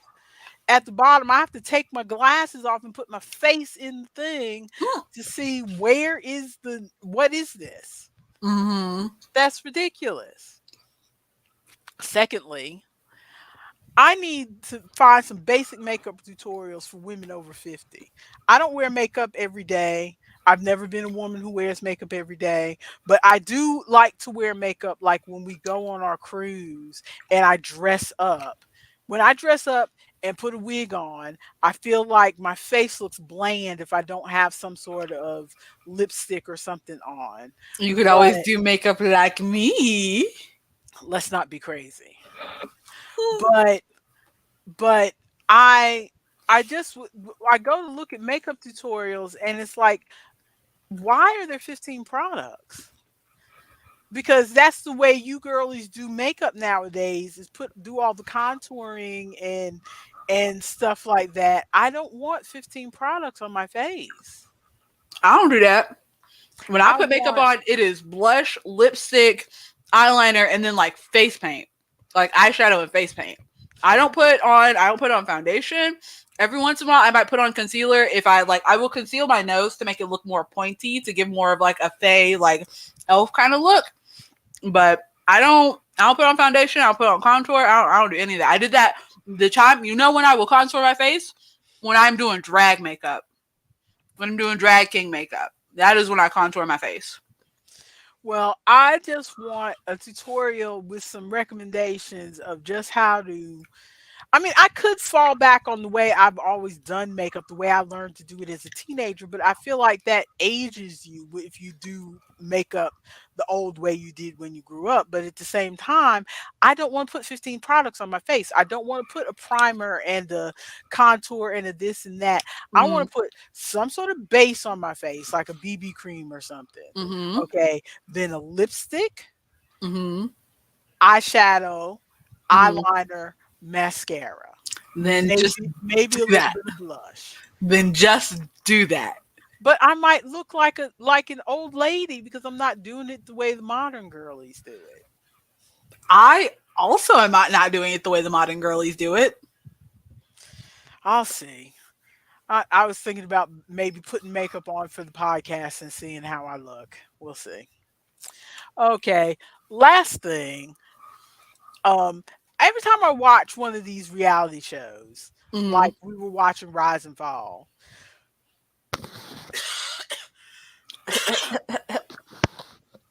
and there'll always be people on there who talk about, well, I'm doing the show because I want to do something to make my children proud of me. Number one, your child is two, your child does not care. Second of all, even if your child was 10,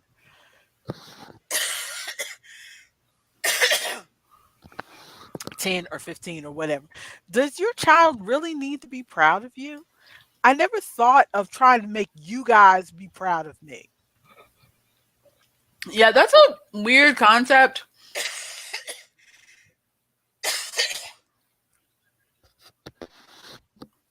Why are you listening to me cough?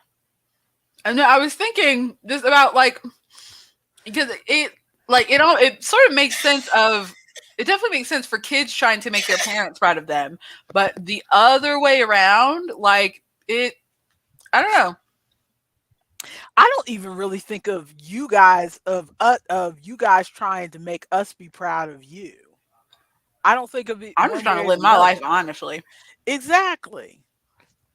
I mean, I understand like not wanting your parents to be mad at you, Hmm. Or you know, disappointed in you. you know, or I don't know if I'm even a disappointed person. Maybe I just have no feelings. Maybe I'm a robot. Oh.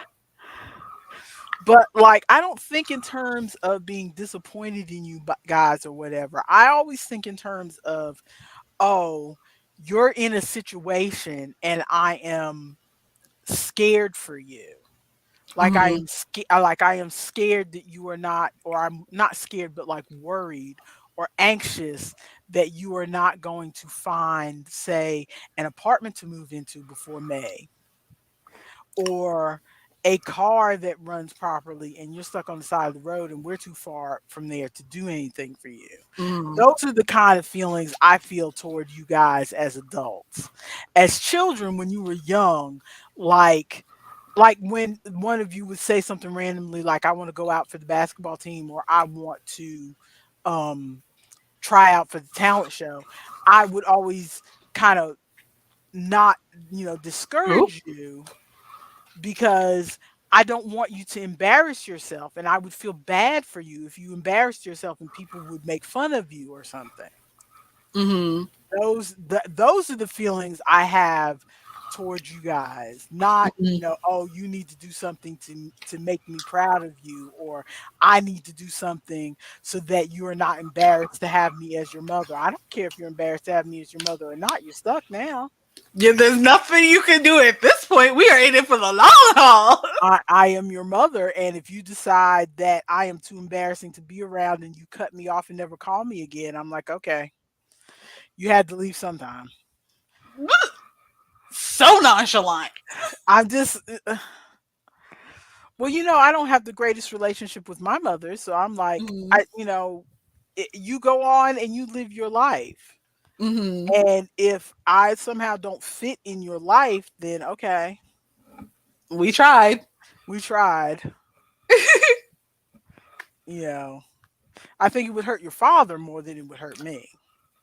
His feelings would be terribly hurt. Yes, But absolutely. I'd be like, okay. That's like Yeah. Wayne and I were talking about because I say for everybody watching, I say he's my husband. We are engaged. We've been together for what year is it? 13 years. But we are just engaged. We have not properly had a wedding. And we were talking because we were like, what if we just go to the courthouse and get married and just like get it over with or whatever? And the first thing we thought of was his mother and grandmother would be absolutely upset. And I was like, my mom would not care. I feel like my dad would be upset if he was not invited to a Yeah, wedding. he'd be upset. Yeah, my dad would be upset if he was not invited to a wedding. I'm like, please, so that I don't have to buy a dress and show up and be there with some people. Please elope. Okay, Please. so if you think that my wedding is simply going to require you to buy a plain dress, you have underestimated me. I don't know what I did wrong, and clearly I need to show you more how eccentric I am. I want a full masquerade ball, full costume party. God help us. God help us. Masks will be, if you don't bring them, masks will be provided at the door. Let's move on to what we've been playing, because between you and your sister, uh, y'all need to hurry up and get this over with so that I can put it in the rear view mirror. There are experiences where I'm like, I mark my life by experiences. Like when you got, it's like, okay, I got to have this baby. That's done. Okay. Now I've got to wean the baby off the bottle. Okay. Figure that out. Okay. Gotta potty train the baby. Okay, good. Now I'm smooth sailing until I got to figure out how to teach them about the birds and the bees. So we have reached Okay, the point of now we have to get through their wedding. exactly. Now we have to get through their wedding. So if you guys would hurry up and put that in the rear view mirror so I don't have to think about it no more. But weddings are expensive and I want to be over the top. Okay, so let's just mm. Anyway, before I start stressing, let's continue on. What is this D&D game update? Okay, so I've not been playing any video games really recently, and so the games that I've been playing are D&D. So we are playing two D&D games. In D&D game A, My husband is the GM. I am playing a bard, which for people who don't know is someone who does magic through like acting, music, performance, yada yada, and they're usually like a support character that like supports other people. They fight sort of, but they are not like a primary fighter. They're usually like a secondary fighter and do more like supporting or like weakening the enemies to make it easier for the primary fighters. So I'm playing a bard. My bard's name is Iboju. He is Iboju the Faceless. Was a ringleader for a circus.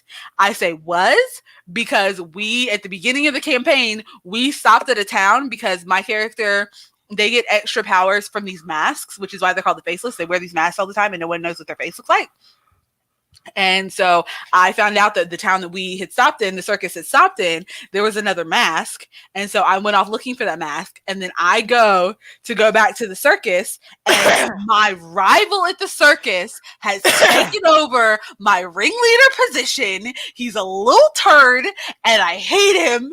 And I tried to take my job back, and they're like, no, this guy's making us more money. And I'm like, you guys are charging too much. I've been in the circus my whole life. You guys are charging too much, and people are going to stop coming to the circus, and circuses are going to die out, and you're going to ruin it. And then the people that are in the circus that I have raised and treated as my family are going to lose their jobs and have nowhere to go. And they're like, doesn't look like it. So we're leaving. Peace out. You're not allowed anymore. And I'm like, ugh. So my character just got fired. And now I have to go on these adventures with these other people that I just met because I need money.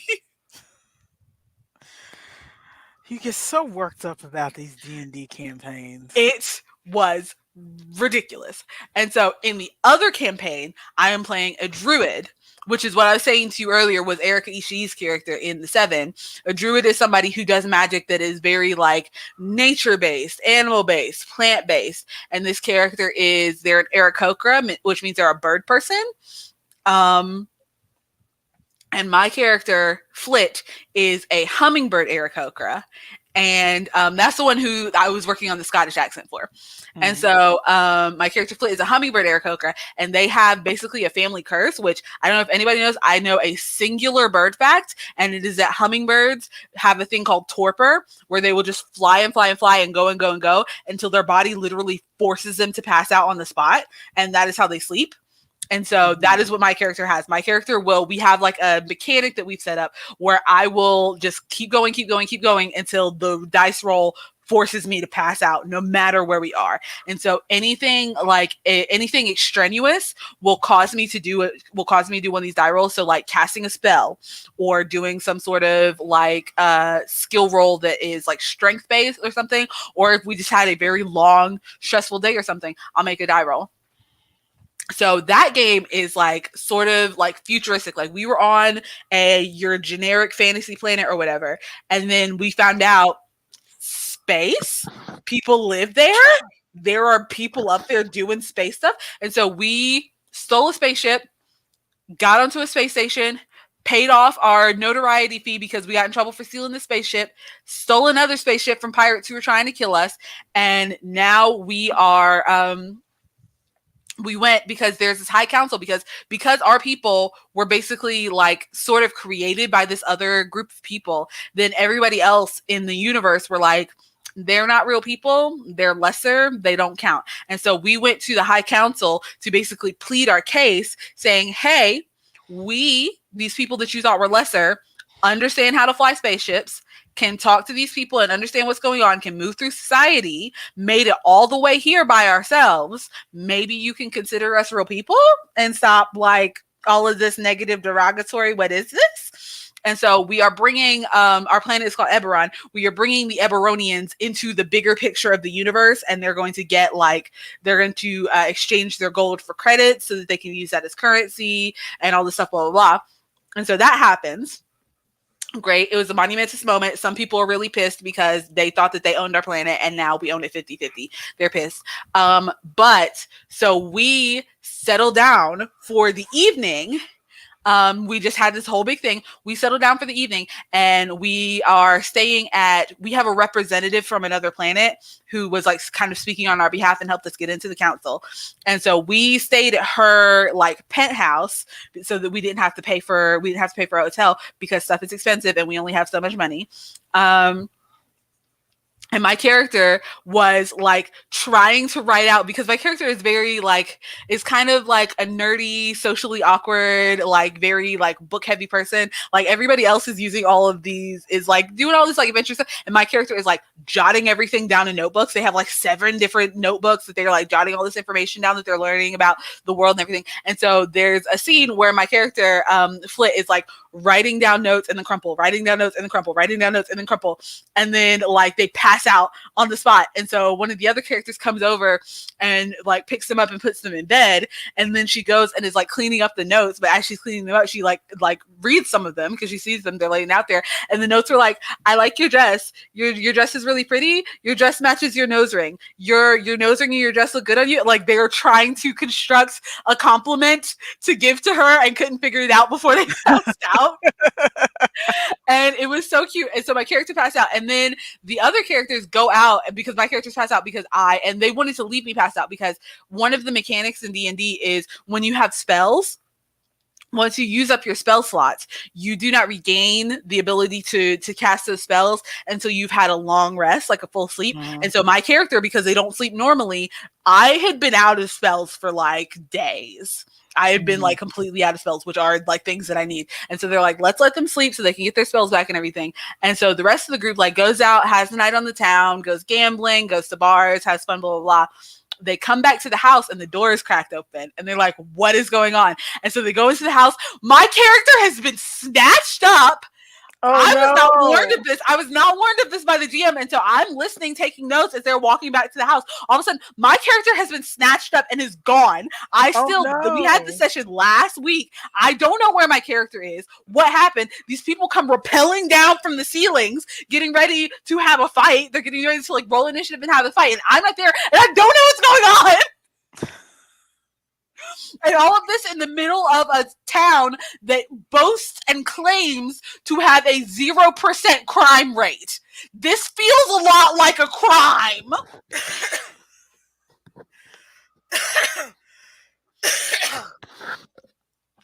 You get too head up about this D&D, ma'am. It's fun. I enjoy it. I got snatched up and I don't know where I am. You're so weird. Did we already talk about Frisbee? We talked about Frisbee pregame. We don't need to talk about Frisbee again. I went out and played Frisbee with 2 6-year-olds who didn't know how to play Frisbee, and it was pretty fun. I enjoyed it. I am very tired. My body is sore. I need adults to play Frisbee with, because I can like yeet a Frisbee halfway across the field. Children, 1, cannot run that fast, 2, cannot throw that far back to me. Mm-hmm. And so they have to like, they will do a throw and it'll fall. And I'm like, okay, next person pick it up. Next person picks it up. They'll do a throw and then it'll fall. And the next person runs up and they will do a throw and then it'll fall until they eventually get it back to me after throwing it 7 times. And then I will yeet it all the way across again. So I need to find more grown-ups to play Frisbee with me. You're so weird. Okay. I played Terra Nil. Oh, some of my YouTubers played this. I haven't watched the video yet. And so I was wondering what it was. Terra Nil is a video game that okay, according to Wikipedia, it is a strategy game. I didn't know how to describe it, Mm-hmm. but it is a strategy game. It is the reason I mention it is because I've had several YouTubers that I watch do let's plays on it, but I'm like, you know me, not buying games. You know how that goes. But then I found out last week that it is part of the Netflix I keep forgetting Netflix free has game. games. Yes. So Well, it is. I think you can only get them if you have an iOS device, which Yeah, is that's what I was about to say. What service is this on? Can I play this on my phone? But you said it's probably just iOS. yeah, you have to have either a I'm about to scroll through my Netflix right now and just double check. We will clear this up for the people. I think you have to have either a what does it say? Play with Netflix. Are you seeing this on your screen? I am Terra Nil, Play with Netflix, Epic Okay. Game Store, GOG. Oh, good old games. I love good old games. Okay, let's see what we got here. Let's see. Oh no, it says Google Play. Oh, it used Ooh. to be just the App Store. Now you can play Netflix games on Google Play. Cool. Yeah, I just found it. Yeah. Now I don't know if you're gonna want to play this game on your teeny tiny phone My teeny tiny cracked phone. because it takes a um here's some screenshots.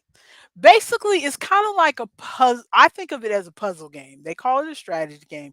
I think of it as a puzzle game because you start out. I'm trying to see if they've got a picture where you start out.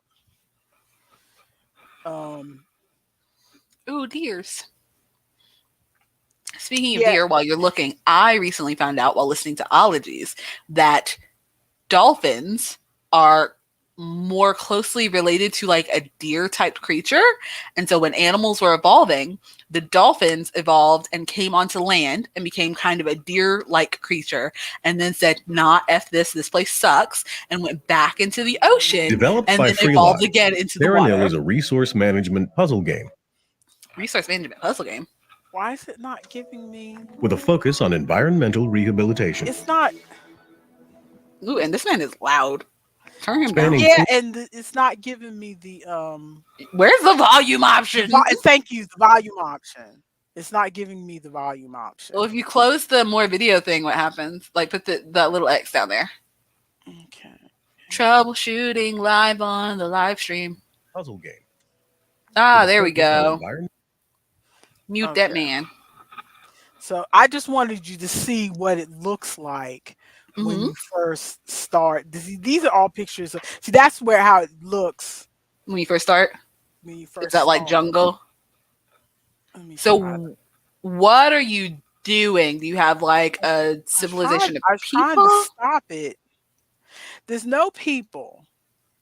Okay, no people. Okay. Okay. That's a good place to stop. Okay. Let's see if that works. Can you see that? Yeah, it's full Yeah. screen. I see. Okay. Okay. So basically, you see all the brown part. Hmm. You start out where it's all just brown. Hmm. Okay. And there's a few rocks. Okay.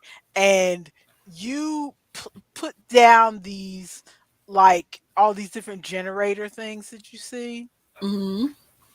You put down these different generators. What you're trying to do is turn the dried out brown area into an area with leaves Okay, I see this. and then trees. Ooh, And so I you like this start out animation. and like your currency is leaves. Okay. Okay. You start out with like I think you start out 1,000 leaves. And you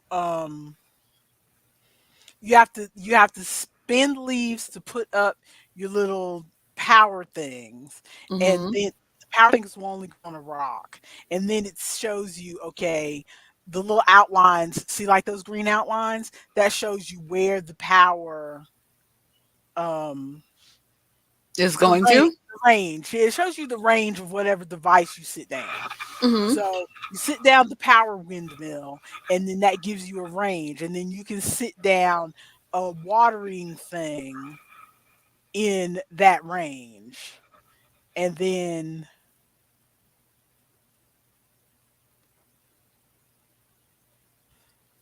you can sit down a watering thing in that range, and then you can set once you've watered the dirt so that it's all tilled up and it doesn't look so dry, then you can sit down a thing that plants like grass or whatever. Hmm.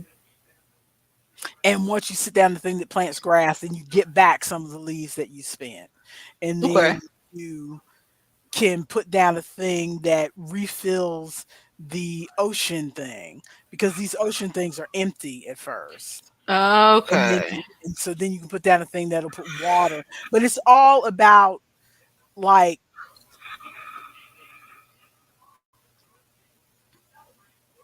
Oop, you're breaking up. Have we lost you again? Mama. I'm sure you'll return in a moment. This looks fun though. It looks interesting. I definitely want to try it. I wish I had a computer that could run this because I don't want to do it on my phone. But I definitely want to try it because this looks like a mindless little like tapping game. Have I lost you for real? Mama? Is that it? Is my mother gone? Will she not return to me? Hello? Hello? Or internet really went out. Goodness. And I can't even bring up Board Game Arena to play. I can't play Jack Pearl like he does. Ooh, it looks like it's reloading. Are we getting her back, or is it just kicking me to being the only person here? Hey Ronald, I am all alone in the world. I thought you were gone too, Ronald. I thought you had stuff to do. Oh my goodness. I wonder what happened because she's on the good laptop, so it shouldn't have kicked out or anything. I wonder what happened. Well, it's my show now, and on my show, uh, I got nothing else to talk about. I can talk about more D&D stuff. Um, one of the did my stuff in return been lurking, Ronald lurking. So one of the other episodes of that one shot podcast that I listened to is oh, what's it called? It's called something. I can't remember what it is, but it's meant to make you play like a parody of Ghostbusters, and so you create your own. Yes, let all the queer stuff fly now. As queer as I can be with D&D, which is so queer. But the game is like it's meant to be like a Ghostbusters parody, and so you create like a Ghostbusters like group, and you go. And so the episode that I listened to, they created a group called the Spirit Snatchers, and I have listened. They have 2 seasons of that. It's the funniest set of games that I've listened to. So funny. Ronald is back. He was lurking. He kept me company because I was all alone in the world because my mother abandoned me. So alone. I'm so sorry. You need to call Spectrum and tell them to fix your internet. There's nothing they can do about my internet. They can at least take some money off your bill. Yeah, we'll see about that. Call them. So are you going to try Terra Nil? Yeah, I think I'm gonna try. I wish I had a laptop that could run it because I really don't want to try to play it on my tiny cracked phone. But I am definitely You don't I'm think your trying. Chromebook will do it? Uh well, you have to like download it, don't you? I don't think can it run on the Chrome OS? Well, the Chrome OS runs like Android, right? But my Chromebook is old. My Chromebook is old. And so I've tried to download like Android apps on my Chromebook before, and it is not set to run like newer Android apps. Ah, I think maybe if it's simple enough, I might be able to, but this is like the old Chromebook. It does ah. not do the fancy I things. see. So I'm just telling you about games that you can't play. I'm so sorry. I'm gonna try it on my But phone. but to follow what I said last week, I think I played Terra Nil about 3 days out of 7, Hmm. out of this past 7. And I like it. I'm a little bit stuck where I am now on the first level, not knowing what to do next. But Yeah, the strategy survival-ish games like that, there always does seem to be a point where you kind of like hit a wall hmm and don't like you feel like you've made the things and you don't really like know where to move forward from there. Because I've had that happen to me on ooh, sorry, I'm over here turning the chair. I've had that happen to me on Don't Starve because I love playing Don't Starve. uh, I love the chaos of that game. Just it gets I so keep hard so I fast. keep meaning to try that because that is part of my Apple Arcade um subscription that I can play it, as Hmm. part of my Apple Arcade subscription, but I just have not jumped into that. I was trying to think of what, because I said last week I was going to start focusing on one game a week Hmm. that I played, And we got up to today, and I'm like, what did I play this week? What am I going to focus on? Because Hmm. I couldn't think of what else to put Yeah, that's why I threw D&D on my stuff in, device. because I was like, that's all So I played. I played Terra Nil. Other than that, I've been randomly playing Farm Side, which is basically, I mean, there's a little bit of a story there. That's also one that's in Apple Arcade, and there's a little bit of a story there, but it's pretty much it's a lot of grinding. It's like Hmm. the mayor comes by and says, "You need to clean up this area. Your grandfather was good at it, and now you need to be good at it too, or else I'm going to be mad at you. So you need to grow some corn and." Speaking of grandfather, that just made me think because I saw this commercial literally like last night. Have you seen the new live action commercials of Merge Mansion? No, I haven't seen any recent ones. No. I need to find it and I need to find it and send it to you because there's one that's got what's his name, Pedro Pascal or whoever that guy's name is. Yeah, Pedro And Pascal. yeah, and he's like the detective and they get like a lady to play the neighbor and they're like some things have been happening in that house, but Have we're fun, not sure Ronald. what. He's Apparently going out Fred's to have coming deep over. dish pizza. Ooh, deep dish pizza. Have an extra slice for me with no pineapple. Pineapple not allowed on pizza. If you're having it with pineapple, it's not for me. I'm glad you're enjoying our stream, Ronald. Thank you. Yeah.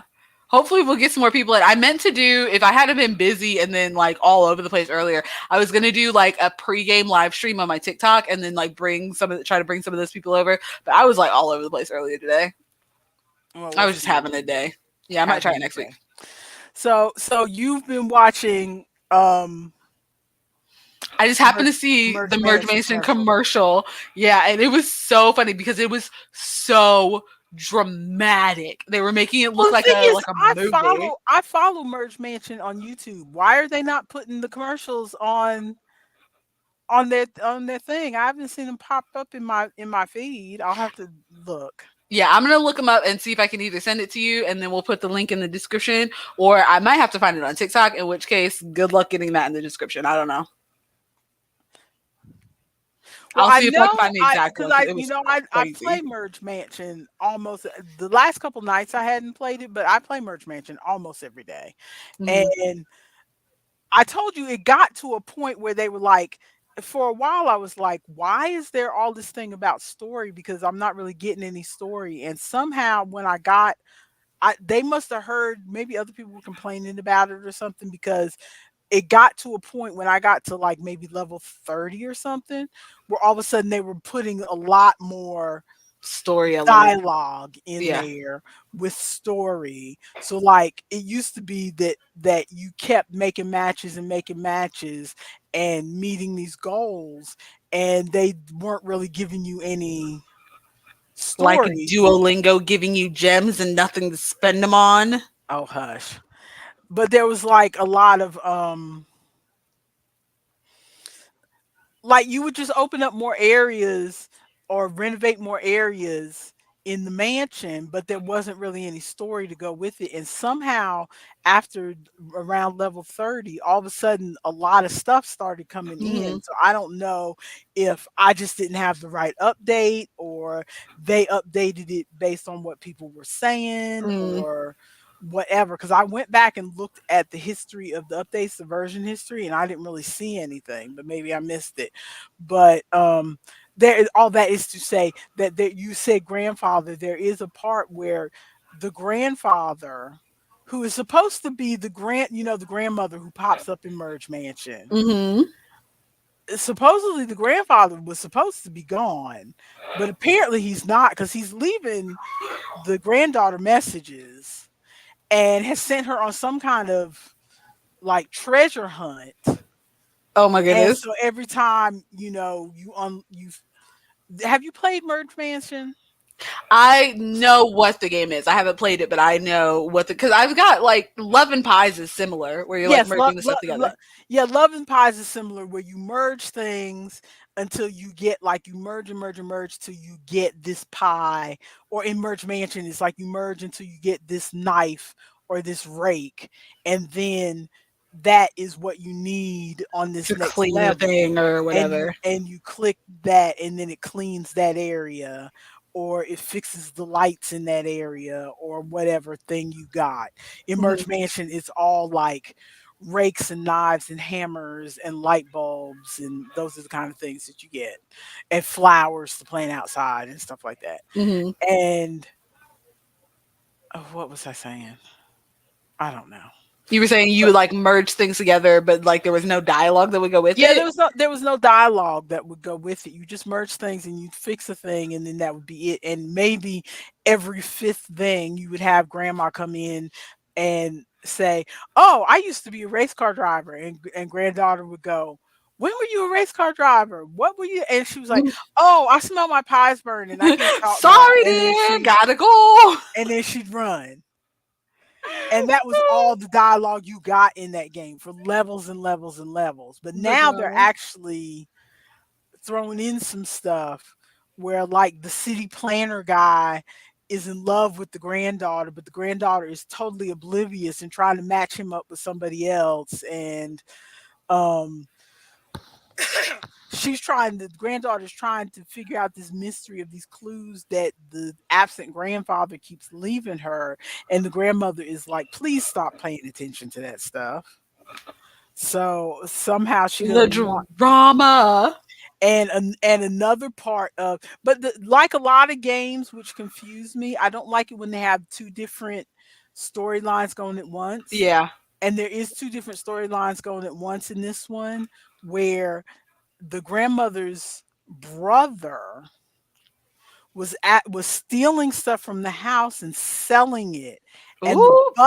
one of the butlers who they thought had quit and left was actually hiding somewhere in the mansion to Mm. provide him with more stuff to go sell. The drama, the But scandal. I haven't gotten the rest of that story, because one of the pieces you need for that story, you have to merge a bunch of stuff Mhm. to get to that piece. That And happened I can't get to that piece. that happened to me surprisingly in what is that game? Cozy Grove?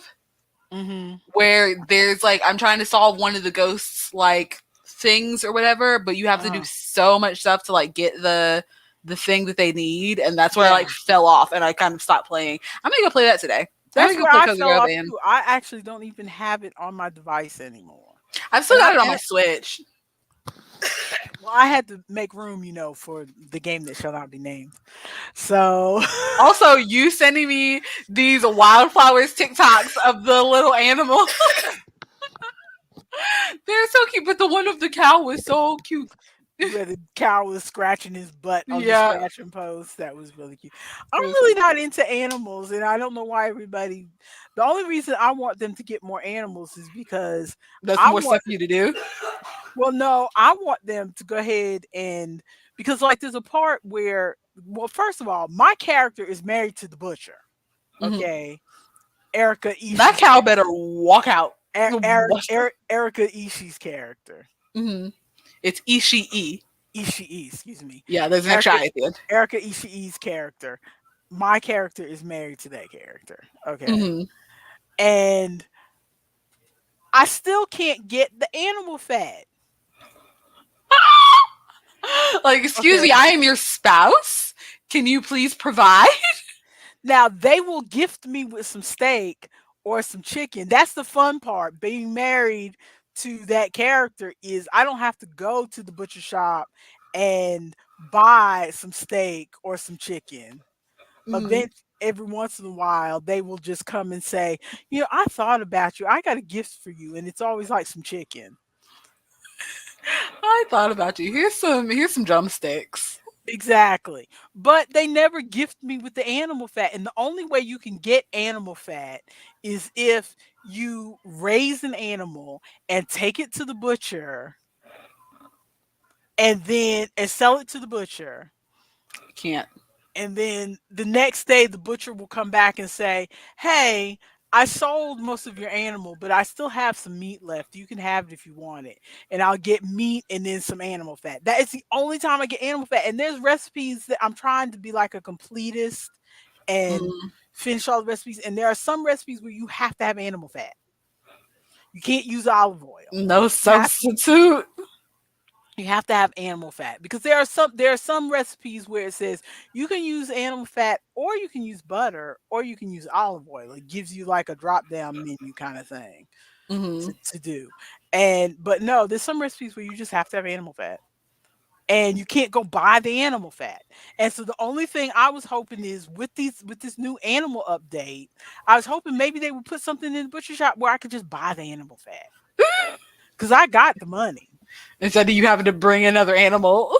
Exactly, because I mean, it ends up costing a lot Yeah, to raising animals is raise the animal expensive. because you have to buy all the animal feed, and you have to water the animal every day or pet the animal or whatever, Hmm. and it's annoying. But I haven't been playing that game either. I'm waiting for the update. I told you Yeah, I was waiting for the update before I play it anymore. I was using this time to try other games instead of being totally totally wildflower centric. because I only play games literally maybe an hour a day. Hmm. So I really only get to play maybe one game a day. So I was trying not to be wildflower centric. Well, that's not fair. Not yeah, about an hour a day because I've stopped playing so much at night. I used to part of my routine was I would play Merge Mansion before Before bed, bed. Hmm. and I've stopped playing Merge Mansion before bed. I play a little bit of solitaire as I'm nodding off, but other than that, I play a little bit of solitaire stories as I'm nodding off, but Hmm. I don't play Merge Mansion because I'm trying to cut stuff out of my nighttime routine Hmm. so that I can try to go to sleep when your father goes to sleep. Yeah. Because My like nighttime routine is me watching TikTok. for instance, well, my it's part of mine too, and I'm trying to move that as well. Because like last night, your father got home around 9 or so. We You watched. were up at 1 in the morning. We watched TV until he wanted to catch up on one of our shows. So we watched like maybe 3 episodes of 3 or 4 episodes of Lone of 911 Lone Star. And then we that's a good show by the way, 911 Lone What Star. is that? And it's on Hulu. We'll sidebar. You can explain 911 Lone Star to me in a second. So you stayed up and you watched a few episodes of 911 Lone And Star. then your father was like, "Okay, time for sleep." And so he turns over, goes, I can tell it's time for sleep because usually he's sitting up. And then when he starts to lay down and turn over on his side, I'm like, okay, we're not watching anymore. In a minute, he's going to be Mm, knocked out. And he usually lasts until the episode ends. And then he's like, okay, time for sleep. Turn the TV off. It's 1 o'clock in the morning. I still haven't watched any of my TikTok or yeah, anything. because I got a message because you responded to one of my TikTok messages. Because 1 in the morning is when I take my break at work when I'm stalking. That's when my lunch break is, and I saw that you responded to one of my messages, and I was like, Why are you acting surprised? You know I'm up that late. "But you said before that you were trying to go to bed earlier," and I was like, "You should be in bed. You Well, should be since asleep." you work nights now, maybe I could because the last thing that was stopping me from going to bed early was, well, Maya's up and we kind of message each other back and forth on TikTok, and she'll miss me if I'm not on TikTok same time she is. So I will be maybe I up should all shut night. up. I'll just check my messages in the morning because I will wake up in the morning and not wake up in the morning. I'll wake up at like noon or 1 or something, and I will have like so many messages because I send like so I'll send you messages that I feel like would be interesting and relevant to you. I send some of my other like D&D friends videos that I think would be interested and relevant to them. Any videos that I'm like, this is interesting, I want to send it to somebody, but I don't know how these other people would feel about it or anything like that. My friend, you remember my friend Miranda, who has the two Yeah, babies now? yeah. She will get basically every message that I send where I'm like, this is interesting, I want to share it with a friend. She is the one that will get every single message of like, oh, this is funny. I don't think mommy would like it, or oh, this is interesting, but I don't think my D&D friends would like it. She gets all those messages, and so and she will watch and respond to every single one. And so I will wake up in the morning with like 40 messages, and 20 of them are from her responding to the messages that I sent to her previously. And when And you then say responding, she's not just giving you a laughing emoji. some of the so a lot of them it is like a laughing emoji or a crying emoji or something, but there will be multiple. Like I will have to scroll through because there will be multiple of like, oh, this is funny, or like, oh, I don't get it, or like, I can't believe they said that. Why is this going on? And then we will have just like a little sidebar conversation in the messages. That is how we primarily like connect with each other now, is through messages on TikTok. Hmm. Well, I guess since you've given me permission, I guess I can go to sleep and send You you can't go. messages Yeah, because I'll in the check them all in the morning. morning. And by in the morning again, I mean noon or one. Because that was my last thing of, well, if I go to bed early, Maya will miss me. I But will miss you, but we also talk every Friday and also Sunday, except for this past Sunday when I was not feeling good. yes, you deserted us on Sunday. I was just I sent you that message and I was like, I just got up, and because I told you this whole week I've been like bedridden like a Victorian invalid child. And I sent you that message of I just got up, and it was like 8 o'clock at night or something, and I got up and went to the bathroom and was like trying to do stuff, and I just fell asleep again. Like for hours. I was That just see, that was not. me this morning. I got up, my tummy didn't feel very good, and so I sat up. I read for a little while, finished the one book I was reading, and then I was like, you know what? I'm feeling kind of fatigued in my body. I'm gonna lay down again. Because typically if I wake up like at 7 o'clock in the morning, I'll last about an hour and then my body will say, I do not like this sitting up position anymore. And Mm, I will lay down and I fell back to sleep, and it was like 12 o'clock or something when I woke back up, hmm. and I felt worse. Yes. I'm finally just now starting to feel like, oh, okay, this, I can probably do something with the rest of this day, because my body felt so heavy. I didn't even feel like I wanted to sit up in this chair. I felt like I wanted to be like this. But I had to make myself sit up because we're on camera and I'm trying to look like a civilized person. Meanwhile, I am lounged to the heavens Or on this whatever. hammock. But yeah, laying back down made me feel worse. So I guess I've got to not do that in the future. Lay back down, because that just seemed to make me feel worse. I have to force myself to sit up. Yeah, I needed to get up and like properly walk around. Like I was feeling like really, really bad the last few days. But then because I told myself, I was like, I'm going to take the girls out to play frisbee. I kept telling them we were going to go outside and we never did. And I was like, if they bring all the stuff that they need, then we'll go outside and play. And so I took them outside and played. And like when I was first like getting up and walking around and we were walking to the bleachers on the field, I was like, I feel a little ill. But then after like jogging around a little bit and like getting some blood pumping, I like felt better like being outside and like walking around and stuff. So I think I just like kept myself in bed too much. Like I thought that I was going to feel better by laying in bed, and it was just making it worse. And so getting up and Hmm. walking around, it like I started feeling better. Hmm. Okay, one more bit of life stuff, and then we're gonna wrap this up because we've Yep. been going for a while. Okay, I put Sanders after dark because this did have happen after dark. I don't know if Isaac already mentioned this to you, but a few days ago, it was past bedtime. Everybody was in their rooms, their doors were shut. I was about The father was already laying down and snoring. I was about to turn lights off. It was roughly 10:30, 11 o'clock at night. I was about to turn lights down to start my nighttime routine. Hmm. And all of a sudden, I heard a no, I had already turned my lights out, as a matter of fact, because I had turned the lights back on, find my glasses, put pants on, because I heard a loud crash downstairs. Huge loud crash, like something falling over, like Like downstairs in the house, not outside. downstairs in the house. Huge crash. Like you're watching a video where a building falls down. And so I get up, and your father didn't even move. So he must have been tired. This Mhm. was matter of fact, I know when it was when he let's see, he was supposed to come back on Thursday. So it was Friday because he got stuck in that flooded airport in Mhm. Florida. Yeah. And so it took the next day for him to come back. Okay. So he stayed in the airport.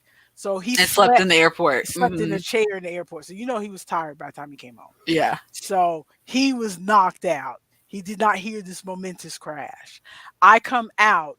Your brother's room door is open, which for those who don't know the language of our house, if my son's room door is closed, that means he's in his room and he is sleeping. If his room door is open, he's either downstairs or he's not home.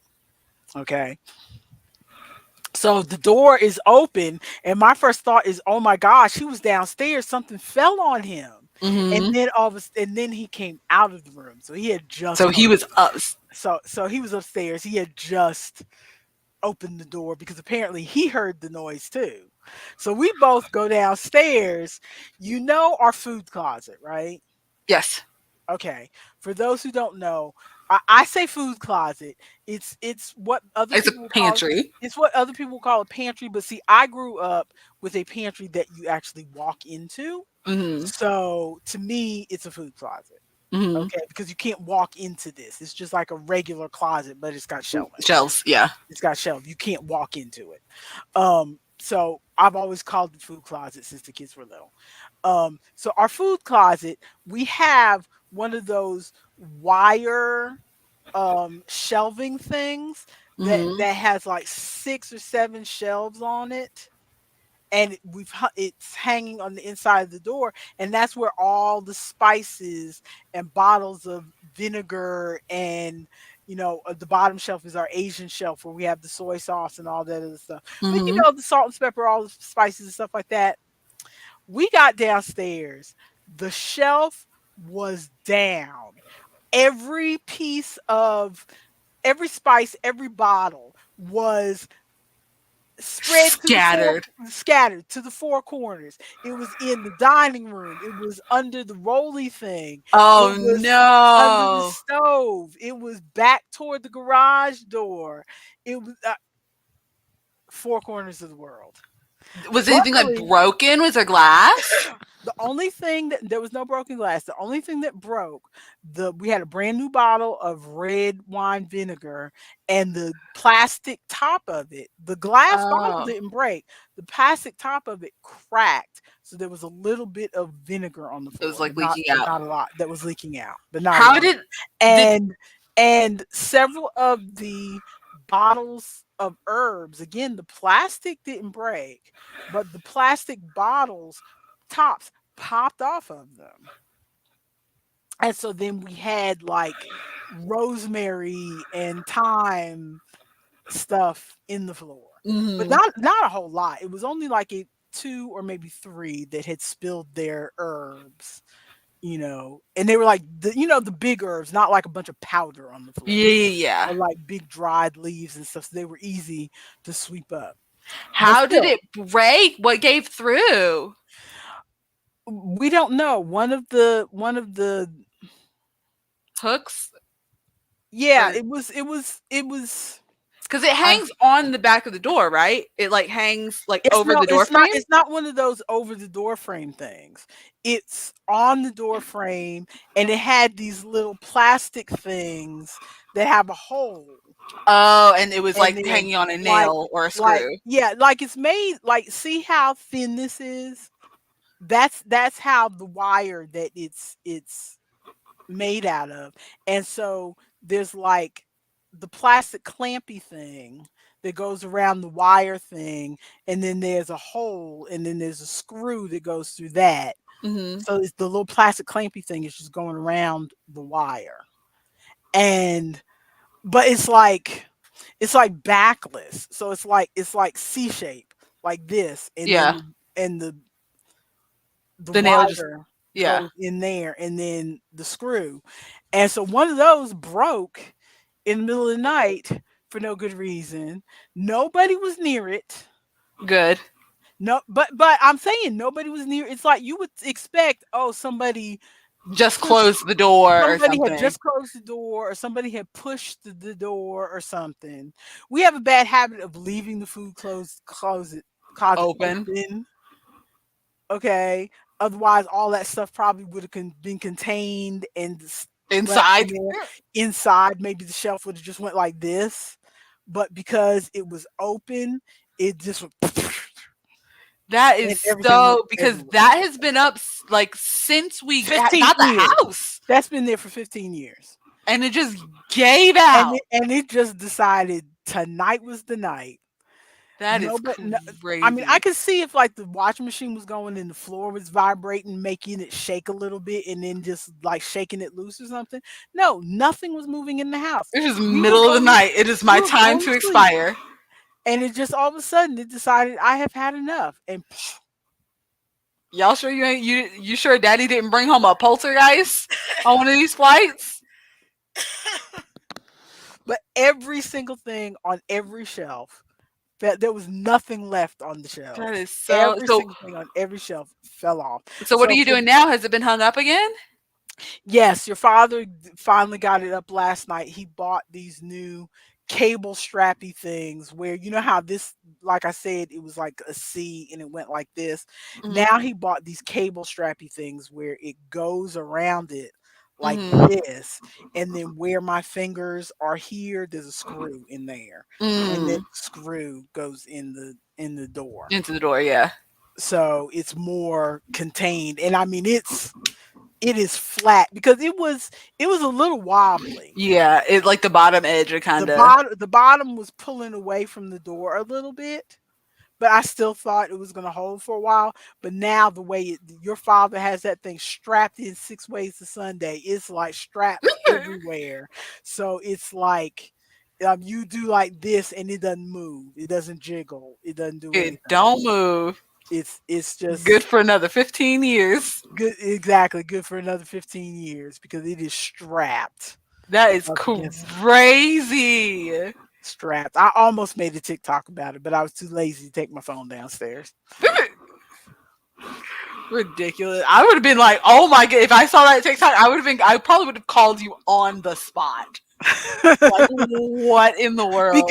Because we had stuff on the floor, every table, counter, it has because we picked all the stuff up and then went back to bed. Mhm. So every Every surface every empty counter space had spice bottles because we have a whole collection because as I told you before, between, you know, your Uncle CJ's house and your Uncle Chris's house, and when going back to when Libby and them cleaned house, moved. Yep, we just been finished off the collecting last spices.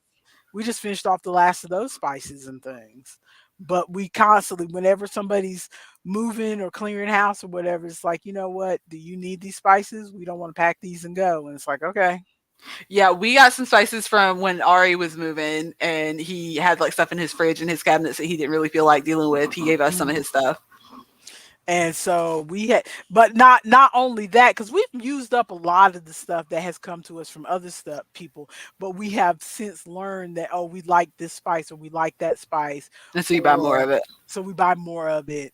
And your father gets forgetful, and like we'll have 4 jars of paprika up there, Wayne does or the same thing with barbecue sauce and honey mustard. And everywhere I go in the house, because he'll keep one on his desk in the living room, which is where he eats dinner. And then he'll have like a bottle in one cabinet, and then a bottle in another cabinet, and then a bottle in the fridge. And I'm like, stop whenever buying I find it, I try to like if I notice, oh, we've got like right now, we've got at least 4 different things of crushed red pepper. I will put all the crushed red peppers together in one spot. So the next person looking for crushed red pepper will look and see, oh, we've got plenty. Yeah, I will do that too. So, and that seems to have helped. But also, we tend to just, we're getting more adventurous buying different like not just soy sauce but like mirin and Hoisin right sauce. like mirin rice vinegar sesame Yeah. oil because we like Asian flavors. Yep. as well as we like Mexican flavors, or Tex-Mex flavors. So we'll have, more of the paprika and different things to make our own. Mm, Um, we make our own taco seasoning blend or our own Italian, where they tell you put Italian seasoning. We've got all the, the stuff to oregano. make it. Yeah, so we just make our own blend, Mm. rather than. Yeah, when you first started talking about the food closet, though, I got scared because my first thought, because what happened in my room that I can see in the corner of my room right now, is this was like 2 years ago. Chloe got me off my Amazon list a thing of like shelving boxes that you kind of put together yourself and you like clamp them together and put stuff. And one day I came into the office and I can see it was like 3 columns of these Mhm. little boxes that you put stuff in, and my third column that's right near the wall has collapsed, Oh has fully no. collapsed. Yeah. Oh no. So I haven't done anything about it because we're planning on moving. So I'm just gonna pack it all up whenever we move, and then like redo the shelving thing or whatever. But my first thought was you guys came downstairs and the like shelving unit The inside of actual the food shells closet, yeah, inside. had collapsed, and I was like, Oh oh my no. gosh. That would have been an absolute, like, I know cleaning all the spices up is bad, but that would have been an Well, absolute we nightmare. we try to make, like in the house, in the food closet goes all the lighter things. We did that originally so that we wouldn't have, rodents or whatever chewing through boxes. So anything that's like a cereal box or a rice bag or a sugar bag, that kind of stuff, so anything that's like paper Mhm. clad goes in the food closet, and then the spices go on the door, and then all the canned good type things and they have in the jar, glass jar things like pickles and spaghetti sauce and stuff like that go out in the garage. Mhm. For those watching, our kitchen, the door right next to our sink goes out to our attached garage. So when you first walk out, we have to the To the right. well, To if the you're if left. you're Yeah. walking out, technically it's to the left, but when you walk out, then you turn around, so it'll be to your right. But we have shelving units, and the first two shelving units, we have food items on those shelving units. So that's where we keep all of the heavy, like Mhm. cans and jars of like spaghetti sauce and pickles and vegetables and stuff like that, because I was worried in the beginning of those heavy cans and stuff, and our shelves are those wire shelves. I was worried about them eventually, Sagging and breaking. sagging and breaking. So we put light stuff in there and heavy stuff So outside. while you're concerned about that, can you guys do something about that mini fridge that you have in the garage that's hanging on by a wisp of a breath? Well, your father put a piece of wood under the middle of it. So, like I said, hanging on by a wisp of a breath. Yeah, I have a feeling that's going to stay there till it falls. It stresses me out every time I think about it. I know. I try not to look at it too hard. I try not to look at it too hard. And even the shelves inside it are kind of like. Get rid of it. Get rid of it. You're But stressing me out. that's our we use it as our beverage fridge Just now. put it on the ground. That's where we put all our, Put the beverages well, on but the ground. we put our recycling down there because we live in a neighborhood where we keep trash is not allowed to be outside. So There we is a put our whole recycling. garage out there. I'm gonna need you guys to do something because that is stressing me You out. mean just like I need you to actually buy real plates and silverware and a couch? Who needs a couch when you have a hammock? Whatever. If anybody's watching this, they have stopped right now because we are just I mean, this rambling is at us this just point. having a conversation now. This is us rambling at this point, so we might as well cut this off because somebody's going to see that we went on for 2 hours and 45 minutes and go, I'm not watching this. So, so thank you if you have made it this far. Okay, put a tree emoji for the Terra Nil game. Okay, tree for Terra Nil. Yes, put a tree because it's all about the environment and restoring the environment and leaving it better than it was. So put a tree if Or you put a pepper emoji for their spices that fell down. Put a tree or Yes, a pepper. put a tree or a pepper if you have watched this far. And if you have watched this far, we thank you for joining us. Thank you for listening through for our ad read for our first sponsor, which is me. You're so ridiculous. I worked hard on that. It was I pretty know you good. worked hard. It was very cute. But thank you for watching us. If you want notifications of when we're going to be doing this again, which Ring the bell. ring the bell, subscribe, like if you just like this episode and you're never Yeah, coming so that back people again. can find us. More people can listen to our rambling You know, we're the show that you watch in the background when you just don't want to be alone. while you clean. I should put that at the top of the show. You should. We're the show to watch when you don't want to be home by yourself. Put us on in the But background. so everybody have a good weekend. See you next week. Goodbye. Goodbye. Oh, Goodbye. my sock darning is holding up. Goodbye. Can you see it? Goodbye. Yes, your sock darning is holding up. Good for you. Wave your little hand and listen so long, dearie.